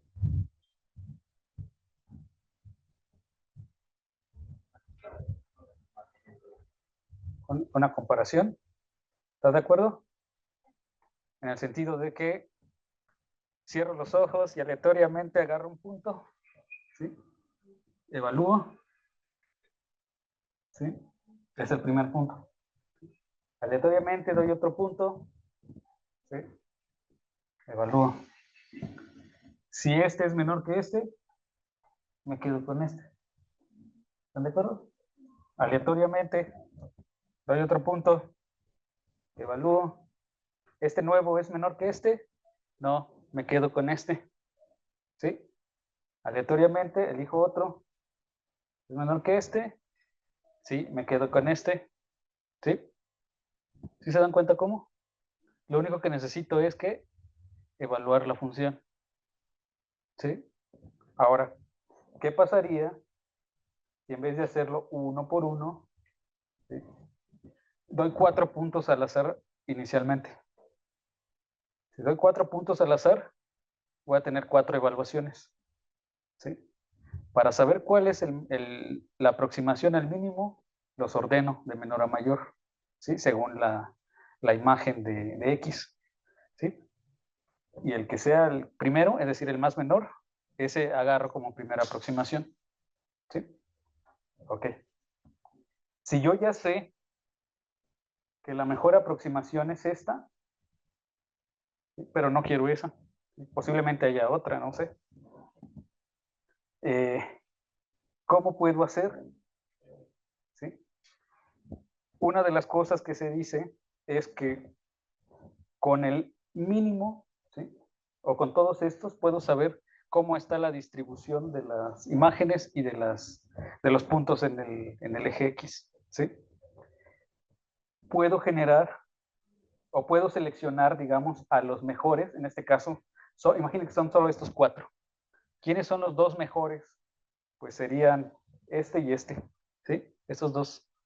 Porque sus imágenes son las menores en comparación de las otras 2. ¿Sí? Puedo agarrar estas 2 y llamarles como los élite, ¿no? O puedo decirle que son los seleccionados. ¿Sí? Estos seleccionados, puedo sacarles el promedio y la varianza. ¿Sí? Y puedo sacar una función de distribución de probabilidad, ¿sí? A partir de ella. Con esta función de distribución de probabilidad basada en la media y en la varianza de estos puntos, imagínense que son más, pero en este caso son 2. Puedo sacar un muestreo nuevo, otros 4 puntos nuevos basados en esta función de probabilidad. ¿Sí? Te saco otros puntos. De los más probables son, digamos, este, y por alguna extraña razón, una función de distribución me llevó hasta acá. ¿Sí? Entonces, este está bien, este está bien, este está bien. Entonces, los nuevos seleccionados serían estos 2. ¿Sí? ¿Están de acuerdo? Estos 2 son los nuevos seleccionados. Con estos 2 puedo generar la siguiente función de distribución de probabilidad, que ahora está más ancha porque está entre este y este. ¿Sí? Entonces tengo más variabilidad. Como tengo más variabilidad, ¿dónde es más probable encontrar puntos? Pues acá, acá, acá, posiblemente acá. ¿Sí? Nuevamente evalúo los puntos. ¿Sí? Veo dónde están los mínimos, en este caso serían este y este, sí, porque el otro está más alto, está más alto. Genero una tercera función de distribución de probabilidad, es decir, más o menos así. ¿Sí? Y conforme yo vaya muestreando, si se dan cuenta, me estoy acercando a este. ¿Sí? Porque este se abre o se va moviendo. ¿Sí? Entonces, observen, cada vez que yo genere una nueva cantidad de 4 puntos, a ese se le va a llamar generación. ¿Sí? Doy una población inicial de 4 puntos, encuentro la media, la varianza, ¿sí? Encuentro su función de distribución de probabilidad, muestreo, ¿sí? Genero 4 puntos, evalúo y así me voy. Y así me voy y se ven que se va moviendo la función de distribución. Resulta que para los casos, este es cuando tengo un parámetro, es X. En este caso es 2D. ¿sí? La idea de los algoritmos de estimación de distribución es, dada una distribución inicial, que por lo general es una distribución uniforme sobre el intervalo de búsqueda, ¿sí? Esta va a evolucionar según los mejores que tú encuentres, hasta cierta cantidad. A eso se le van a llamar, ¿cómo se llama? El subconjunto de seleccionados o la selección, ¿sí? Y conforme va pasando las iteraciones o las generaciones, vas a tener una nueva distribución. Ay, ya me fui. ¿Sí? Como esta, ¿sí? Que se va moviendo, ¿sí? Y conforme se vaya moviendo, ¿sí? Va a haber una región que va a ser más probable donde tú encuentres, ¿sí? Es decir, la probabilidad va a ser más fuerte conforme te acerques aquí, ¿no? Entonces así es como va evolucionando. Aquí no se ve, pero es, digamos, empezó plana y luego se va moviendo, moviendo hasta que encuentres dónde es más probable que estén, digamos, los puntos, ¿sí? En general, este es para un algoritmo de estimación de distribución, pero esto se vale para cualquier algoritmo, ¿sí? Tienes un algoritmo de estimación de distribución, es un conjunto de ciertos parámetros. En el primero es teta S, es una población de n individuos en el estado S, es decir, en la iteración S. En este caso tendríamos 4 individuos, cada uno se llama individuo, cada punto es un individuo. Entonces aquí tendríamos 4, ¿sí? En el tiempo S, ¿sí? En la iteración 0. Luego en la iteración 1 tenemos otros 4, en la iteración 2 otros 4 y así me voy, ¿no? ¿Sí? Tenemos un espacio de búsqueda, es decir, el dominio donde vive cada uno de esos parámetros, ¿sí? Tenemos una función que es la función objetivo. En este caso, ¿cuál sería nuestra función objetivo para esta que tenemos aquí? ¿Qué queremos? El mínimo. El mínimo. Entonces, sabemos cuál es nuestra función f de x, ¿sí? Entonces, ¿qué es lo que nosotros queremos? El mínimo, ¿sí? Es encontrar la x, ¿sí? Que hace que esta sea mínima, ¿sí? Tenemos una función de transición de la generación que describe el proceso de la transformación de una población a la siguiente, ¿sí? Con los operadores de selección y funciones de distribución. Es decir, cómo tú haces el proceso del cambio de la primera generación de los primeros puntos amarillos a los segundos, que son los naranjas, y luego los verdes, y así, ¿no? Pues el proceso es, ¿sí? Eso es lo que vamos a llamar función de transición. ¿Cómo yo seleccioné estos dos? Pues, ¿qué hice primero? Los ordené, ¿sí? Luego saqué la media, saqué la varianza, hice la función de distribución y muestré, ¿sí? Entonces a eso se le llama función de transición. Ese es el operador de selección que tiene a no individuos, es decir, no voy a seleccionar a todos, voy a seleccionar a cierta cantidad, ¿sí? Tenemos una función P de distribución de probabilidad, en este caso es una distribución normal con media mu y varianza sigma cuadrada. Sin embargo, hay muchas variantes de este tipo de funciones de probabilidad, ¿sí? Entonces, una de ellas es la más sencilla, es buscar la media y la varianza, ¿sí? Y tenemos un criterio de parada, ¿sí? Que es falso verdadero, es decir, si se cumple, es donde nosotros metemos la tolerancia de las iteraciones, ¿sí? Si nuestros puntos, ¿sí? Aquí el punto mínimo, si estos que están aquí separados, si nosotros seguimos el proceso, va a llegar un momento en el que los 4 puntos estén cerca, ¿no? del mínimo. Entonces va a haber un momento en el que la distancia entre esos puntos sea menor a cierto valor epsilon, ¿sí? Cuando pase eso, entonces yo detengo el algoritmo y el mejor de esos 4 es el que doy como solución, ¿sí? O simplemente doy un número de iteraciones y el menor de todos es el que yo pongo como solución final, ¿sí? Ok. En general, lo que les dije hace rato es lo siguiente, ¿sí? Tienen que generar una población inicial de tamaño n, ¿sí? Inicializamos k igual 0, es decir, número de iteraciones, la tolerancia, ¿sí? Perdón, n ciclos es el número de ciclos, ¿sí?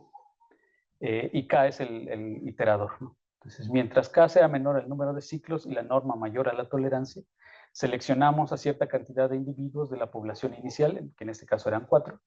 Vamos a seleccionar 2, generamos la función de distribución de probabilidad, ¿sí? Estimamos o muestreamos, ¿sí? La siguiente generación a partir de la distribución que acabamos de calcular. Calculamos la norma, ¿sí? Aquí depende cómo tú definas la norma o la métrica que tú quieras, la distancia entre los puntos, la distancia entre las varianzas, es decir, si la varianza no cambia, pues quiere decir que todos ya están muy cerca, ¿sí?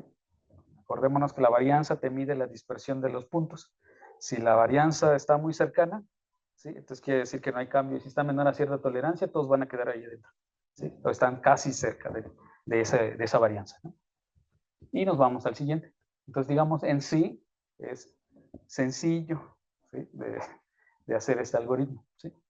Y al final se toma la mejor aproximación de la solución, ¿sí? Es algo bien, ¿sí? Entonces, aquí, como les mencioné, tenemos una función que hay que minimizarla. Cada uno de los parámetros vive en un dominio, ¿sí? O sea, en este caso tenemos un parámetro nada más, entonces cada uno de estos 4 puntos vive en un dominio, ¿sí? Tiene un mínimo y un máximo, es decir, en un intervalito. Depende del problema que nosotros tengamos, es el valor de la zona factible que tenemos que obtener, ¿no? No sé, imagínense que, no sé, tenemos una función ahí que define los pesos de la estatura de los humanos. Sin embargo, al resolverlo me da, no sé, que la estatura de los humanos es 60 metros. A pesar de que se haya llegado a un mínimo, ese 60 no tiene sentido para el valor real, ¿sí?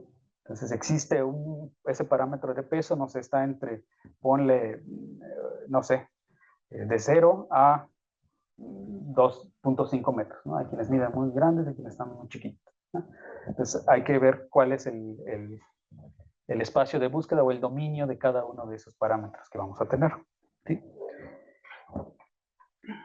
Ok. La complejidad depende del algoritmo, el tipo de estimación de distribución o cómo tú crees la función de distribución. Uno de los más sencillos es el lambda, que es el que les mencioné ahorita, ¿sí? Donde seleccionas cierta cantidad de individuos, calculas la siguiente población a partir de la distribución normal con media mu y varianza sigma cuadrada, ¿sí? Y le puedes dar pesos, ¿no? a estos cálculos.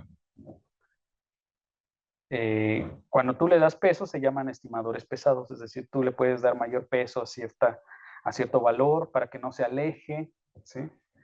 De ese tipo de cosas. Entonces aquí hay muchas maneras de encontrar o cómo seleccionar esos dos elementos, ¿no? Uno es por truncación. Yo se digo, bueno, si tengo 50 elementos, solo quiero que la distribución de probabilidad se base en la experiencia de los primeros 20 elementos, ¿sí? Los 20 mejores, o los 50 mejores, o los 40 mejores, ¿sí? O sea, yo defino ese, entonces es el más básico. El proporcional, sí, hay una función de proporcionalidad que tiene que ver cuál es mejor respecto a los otros, ¿no? Existe también otro que se llama torneo binario, en el que uno se compara con todos, ¿no? Y ver cuál es el mejor en cuanto a la función objetivo, ¿sí? Entonces, bueno, hay muchas variantes, ¿no? La que nosotros vamos o la que les acabo de decir es la de donde tú dices, solo quiero la mitad, ¿sí? O solo quiero, en este caso eran 4, la mitad 2, ¿sí? Y lo que hace es, dada una distribución inicial, ¿sí? Con una probabilidad tal, genero la siguiente, ¿sí?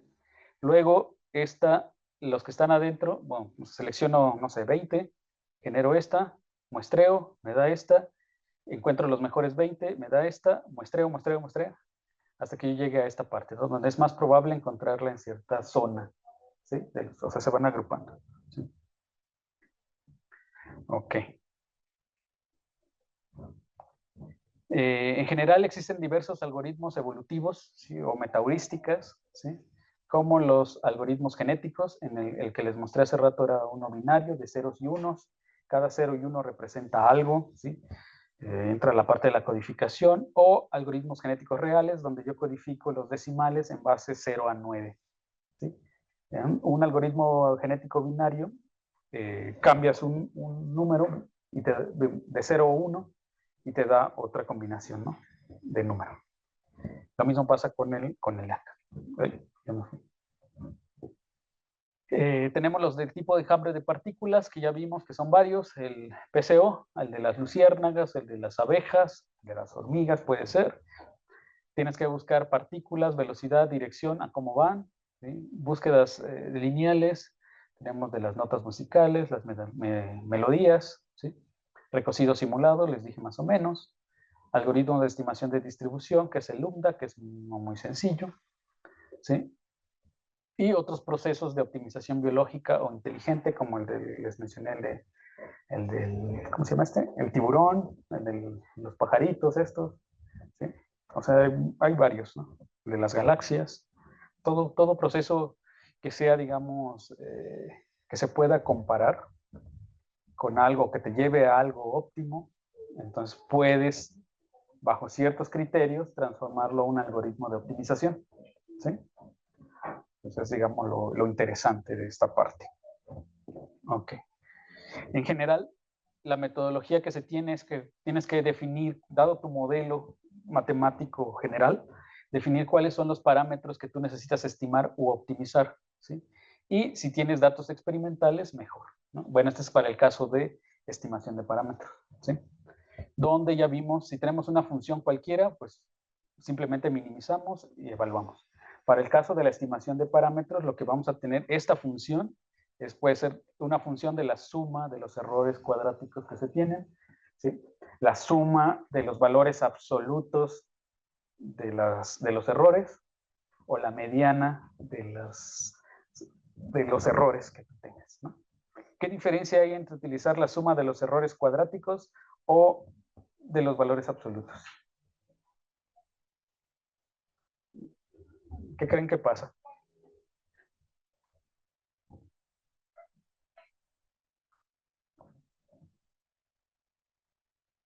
Si ustedes tienen un número menor que 1 y lo multiplican por él mismo, ¿qué te va a dar? Además de positivo.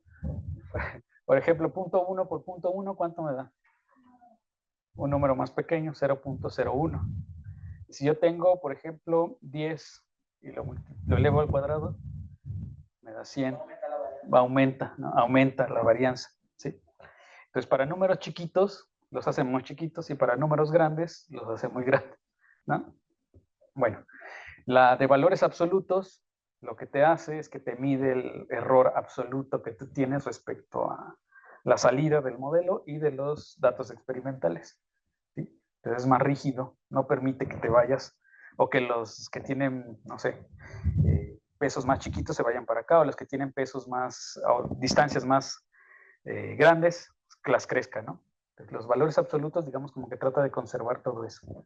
Y la mediana se olvida de los datos, ¿sí? Tanto los más chiquitos como de los más grandes. Entonces trata de que toda la población se vaya haciendo, todas las soluciones se vayan haciendo juntas, y la mediana, por ser la que está en medio, se tiene que aproximar a los datos experimentales o muestrales, ¿sí? Entonces cualquiera de las tres funciona. Hay muchas variantes de las funciones objetivo, pero depende de lo que tú quieras, ¿no? Bueno, una vez que nosotros tenemos los parámetros a estimar, tenemos que ver qué queremos, maximización o minimización, ¿sí? Si nosotros sabemos hacer un problema de minimización, ¿cómo convertimos este a maximización? ¿Están de acuerdo? ¿Sí? Si esta función es el mínimo, entonces si le pongo un menos, se vuelve el máximo. Es decir, si yo multiplico esta función por menos, se voltea y el mínimo se convierte en el máximo, ¿no? Entonces, cualquier cosa que ustedes pueden hacer como mínimo, también lo pueden hacer como máximo, ¿sí? Entonces, un algoritmo les puede servir para las dos cosas, ¿sí? Entonces, una vez que tú ya definiste qué quieres, entonces te vas al algoritmo que tú quieras, ¿no? Y nos vamos a los parámetros de diseño y damos el modelo optimizado o estimado, depende cómo lo veamos. Ahora, nosotros vimos ¿no? Que el que les estoy mostrando, que es el más sencillo de todos, ¿no? Entonces, aquí generamos las poblaciones, ¿sí? Seleccionamos, generamos, nueva generación, y me voy hasta encontrar el mejor, ¿no? Si me voy al de partículas, ¿sí? Cualquiera de las de partículas que vimos, la de las aves, la de los tiburones, ¿qué necesitamos? Hacer lo mismo, miren. Población inicial, evaluamos la función objetivo, ¿sí? Encontramos las mejores posiciones, aquí, evaluar la función objetivo y las partículas y las nuevas posiciones es equivalente a decir que estoy seleccionando los nuevos individuos para la siguiente generación, ¿sí? Aquí estoy eligiendo las mejores posiciones de las aves que están dispersas, ¿sí? Y elijo unas y según ellas, ¿sí? Creo unas nuevas direcciones y creo unos nuevos individuos o nuevas partículas, ¿sí? Que se van a mover, ¿sí? Aquí está, genero la nueva población. Una vez que tenga las nuevas posiciones, aquí genero la distribución y genero la nueva población. Evalúo la función objetivo. Aquí no se dice, pero también se evalúa la función objetivo cuando nosotros ordenamos, ¿sí? Y encontramos a la mejor. Y salimos. Equivalentemente, para un algoritmo genético, cualquier variante de los genéticos es lo mismo, ¿sí? Generamos una población inicial, ya sea binaria o ya sea real, ¿sí? O base 10. ¿Sí? Evaluamos lo que se va a llamar el fitness, que es equivalente a la función objetivo. Tenemos los operadores de selección, cruza y mutación, y evaluamos el fitness nuevamente. Aquí se genera la nueva población, se evalúa y nuevamente pasa lo mismo.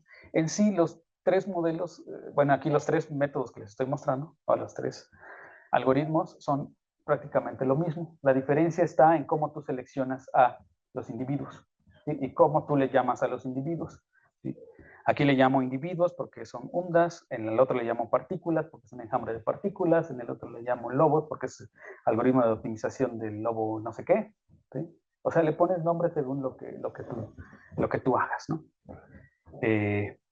Observen, cuando nosotros estamos haciendo la distribución, ¿sí?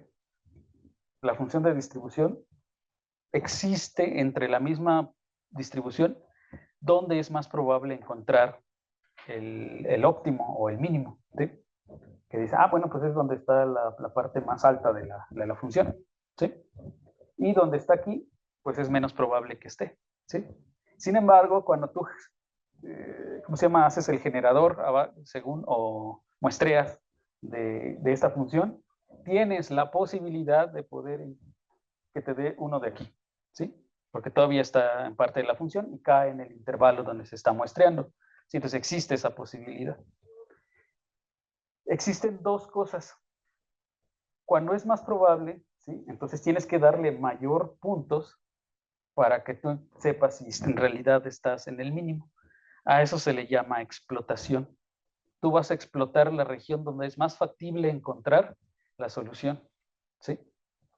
Sin embargo, cuando tú te sales por ahí afuera, lo que le estás dando al algoritmo es la factibilidad de la exploración, ¿sí? Entonces el algoritmo está explorando en regiones que tal vez no son factibles, pero te puede ayudar a encontrar otra región factible, ¿sí? Algo que hacen, por ejemplo, las partículas es eso, como les mencioné de los pajaritos, están volando todos juntos, y de repente alguien se va por ahí, ¿no? Si encontró un árbol con lo que comen, pues regresa y les dice y se van para allá, ¿no? De alguna forma les avisa y se va. Si nosotros tenemos los genéticos, si alguien ha utilizado algún genético, lo que se sabe es que seleccionas a los padres, ¿sí? Porque son los mejores, como aquí, selecciona a los mejores, su codificación binaria en cromosomas y te va a dar lo que se va a llamar el fenotipo, y el fenotipo es la evaluación de esto. Pero la codificación te va a decir qué individuo es, y una vez que tienes dos padres, ¿sí? Se cruzan, ¿sí? Para tener una nueva descendencia, es decir, dos hijos nuevos. Estos dos hijos nuevos se basan en procesos de mutación, ¿sí? O selección, ¿sí? Entonces, ¿dónde está? Creo que se los puse aquí, a ver si. Sí. Por ejemplo, así de rápido, ¿no? Ahí está.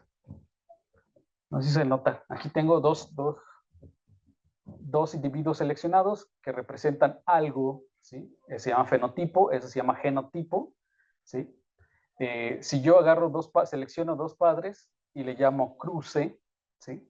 Entonces selecciono un punto al azar y en este caso son 4 y 4, entonces los cruzo, ¿sí? Y el resultado va a ser otra cosa, ¿sí? Porque los números son diferentes, ¿sí? Entonces ahí lo que estoy haciendo es la exploración. Si selecciono dos padres, me va a dar otro número que posiblemente es el que está afuera, ¿sí? Cuando yo lo evalúe, voy a decidir si es bueno o es malo, ¿sí? Entonces, en general, las características que tienen estos algoritmos evolutivos es lo mismo, ¿sí? Son algoritmos inteligentes porque se van adaptando, ¿sí? Según el peso que tú le des o la función objetivo que tú tengas, ¿no? Entonces, a ver. ¿Dónde estoy? Sí, lo vimos. Ok. En general, cada uno de estos algoritmos necesita de una, aquí le escribí mal, no, cada uno es poblacional, no está bien. Es poblacional o puede trabajarse poblacionalmente. ¿Sí? Necesita de una función objetivo, ¿sí? O evaluador de un individuo, es decir, los evaluadores, es decir, como yo sé, sin meter, aquí se dan cuenta, no metí derivadas, no metí nada. ¿Sí? Necesitamos un algoritmo de ordenamiento, ¿sí? Computacional que te ordene todos.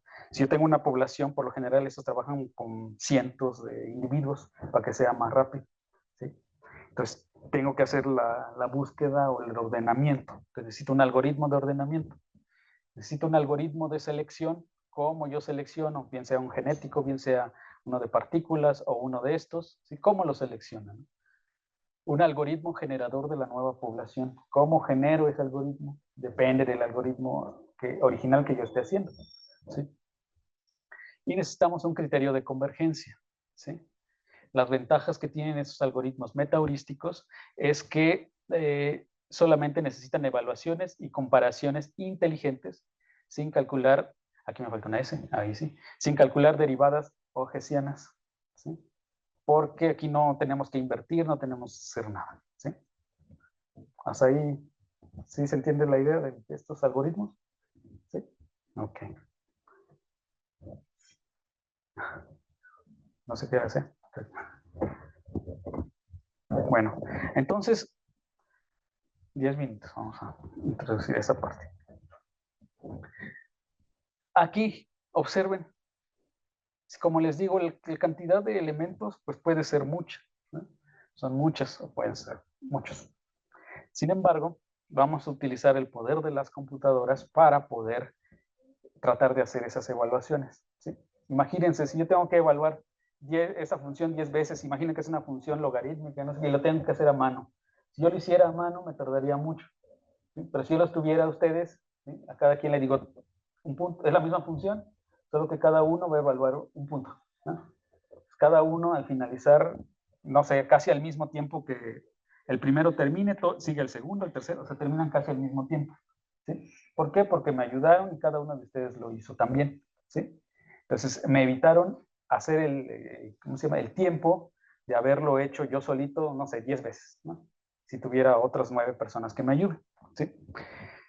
Entonces, vamos a tratar de utilizar esa idea para utilizar este paradigma que se llama OpenMP, ¿sí? Para reducir los tiempos de procesamiento de un algoritmo estándar o reducir la complejidad del mismo. Ojo, no todos los algoritmos son paralelizables, ¿sí? Por ejemplo, el while no se puede paralelizar porque no sabes cuándo va a terminar, ¿sí? ¿Qué más? Aquí, por ejemplo, tenemos algo sencillo, un proceso aritmético. Este no se puede paralelizar, ¿sí? Porque primero tienes que hacer X, luego tienes que hacer y luego tienes que hacer Z. O sea, no los puedes dividir en pasos independientes porque necesitas que la salida de uno sea la entrada del otro. ¿Sí? En la computadora van a ocurrir cosas curiosas. Cuando ustedes están trabajando y tienen abierto, por ejemplo, el YouTube para escuchar música, tienen abierto un libro que están leyendo, tienen, no sé, abierto el Facebook por ahí, ¿sí? Cuando ustedes tienen ese proceso, ¿sí? Observen, ¿qué hacen primero? Bueno, voy a abrir el libro, ¿no? Ok. Luego abro el YouTube, ok. Luego abro ¿cuál les dije? El Facebook, ¿no? Y existe un instante en el que los tres están conviviendo consigo mismo, o sea, en la computadora. ¿Sí? Pero si yo quiero, puedo cerrar el Facebook porque soy muy estudioso y voy a estudiar, ¿no? Entonces lo cierro, ¿sí? Entonces, pero aún sigue, digamos, ¿cómo se llama? El YouTube con el libro, ¿sí? Se dice que en el momento cuando están los tres, el proceso se llama concurrente, ¿sí? Es que están concurriendo en el mismo instante de tiempo, ¿sí?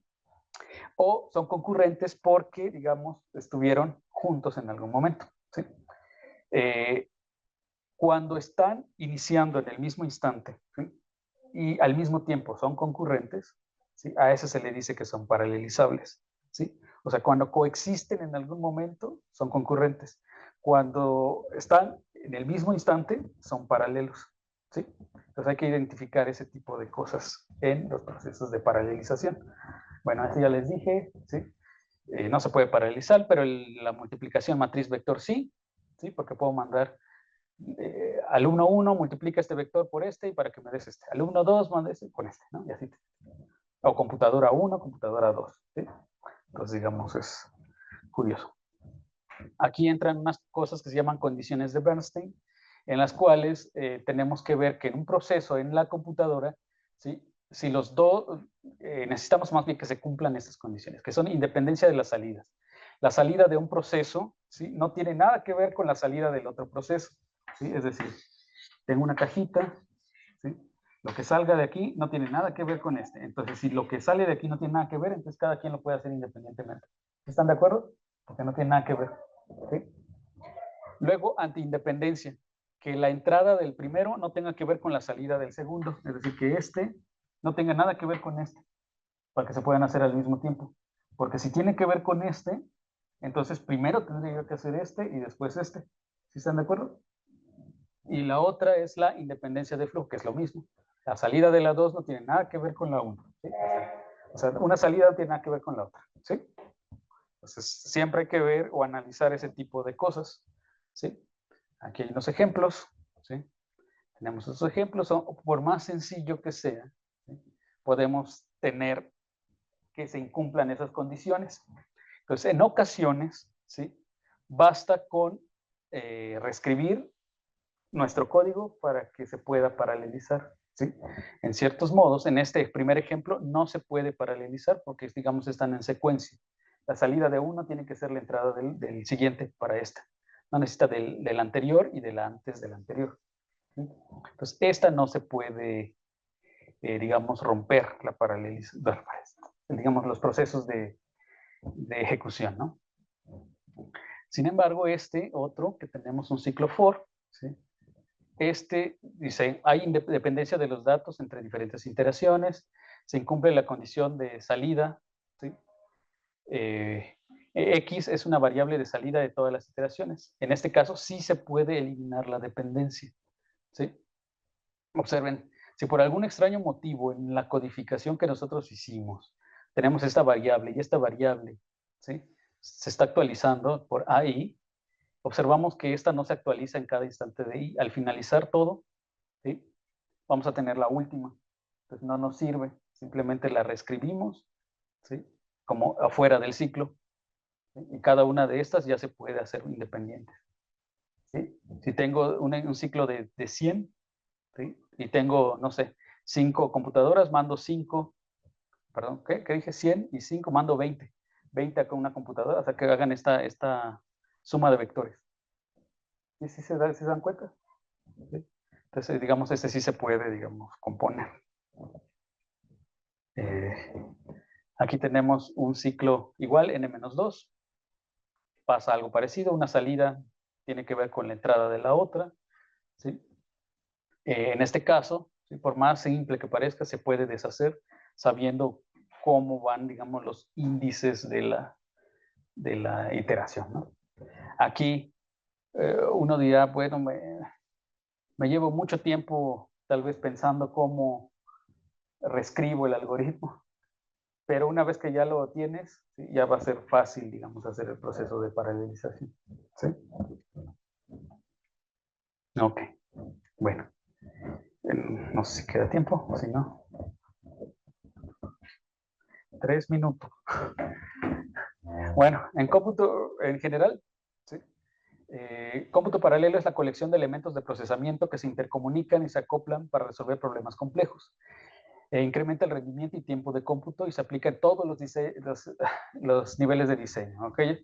Cuando nosotros empezamos a hacer un algoritmo computacional, necesitamos desde la parte del diseño, cuando tú piensas cómo voy a hacer el software, tienes que pensar en eso, cómo vas a fraccionar las partes y los procesos, ¿no? Cómo equilibrar un algoritmo o un código más bien. Bueno, esa es otra historia y tiene otra teoría por ahí.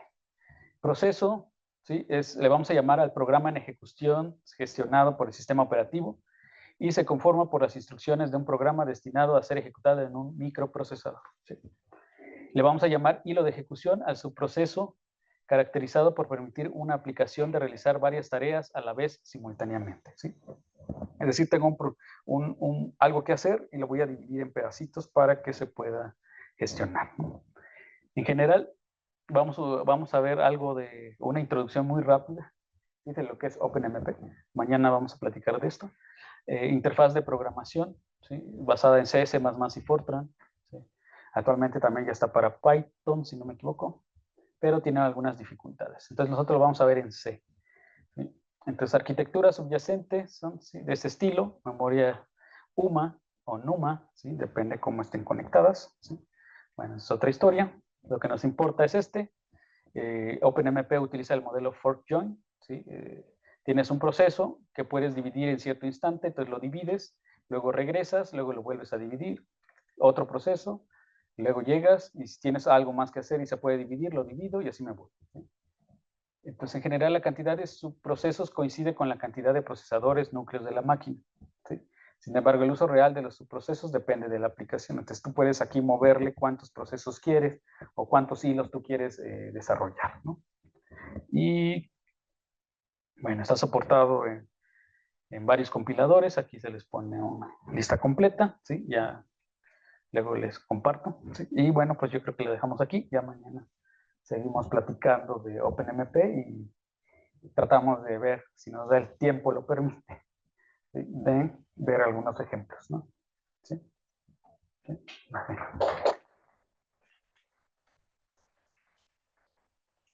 ¿Una pregunta, duda, comentario, sugerencia?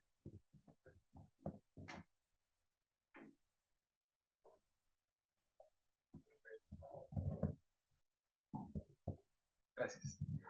¿Qué tal? Respecto a las métricas de evaluación para los algoritmos metaheurísticos, ¿son de manera general o cada uno de estos tiene sus propias métricas? Depende qué es lo que tú quieras. Por ejemplo, quiero hacer el análisis, vamos a suponer, del área bajo la curva o si tienes un clúster, pues la distancia entre los clústeres, por ejemplo, ¿no? Como se hace en el Machine Learning. No sé si hay algo análogo para ese tipo de algoritmos. O sea, ¿te refieres a la distancia en la que se encuentran las computadoras en el clúster o...? Ajá, sí, bueno, por ejemplo, si estás haciendo algo de análisis por clúster, pues hay métricas de evaluación para ver la calidad de los clústeres, ¿no? Si estás haciendo clasificación, pues hay métricas de evaluación para ver qué tan bien está clasificando tu clasificador. ¿Hay esto mismo para estos algoritmos? Sí, depende de lo que tú quieras. Por ejemplo, si tú necesitas, digamos, minimizar una integral, entonces tu función objetivo es minimizar la integral. No necesariamente tiene que ser, digamos, la suma de los errores o ese tipo de cosas, ¿no?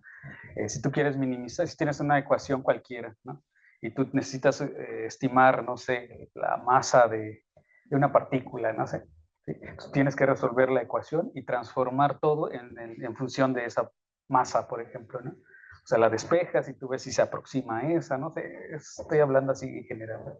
Pero ahora sí que depende de cada problema. Sí, depende de cada problema. Ok, ok. Sí. Muchas gracias. Sí, sí, claro. Muchísimas gracias a mi servicio del día de hoy. Esperamos que mañana,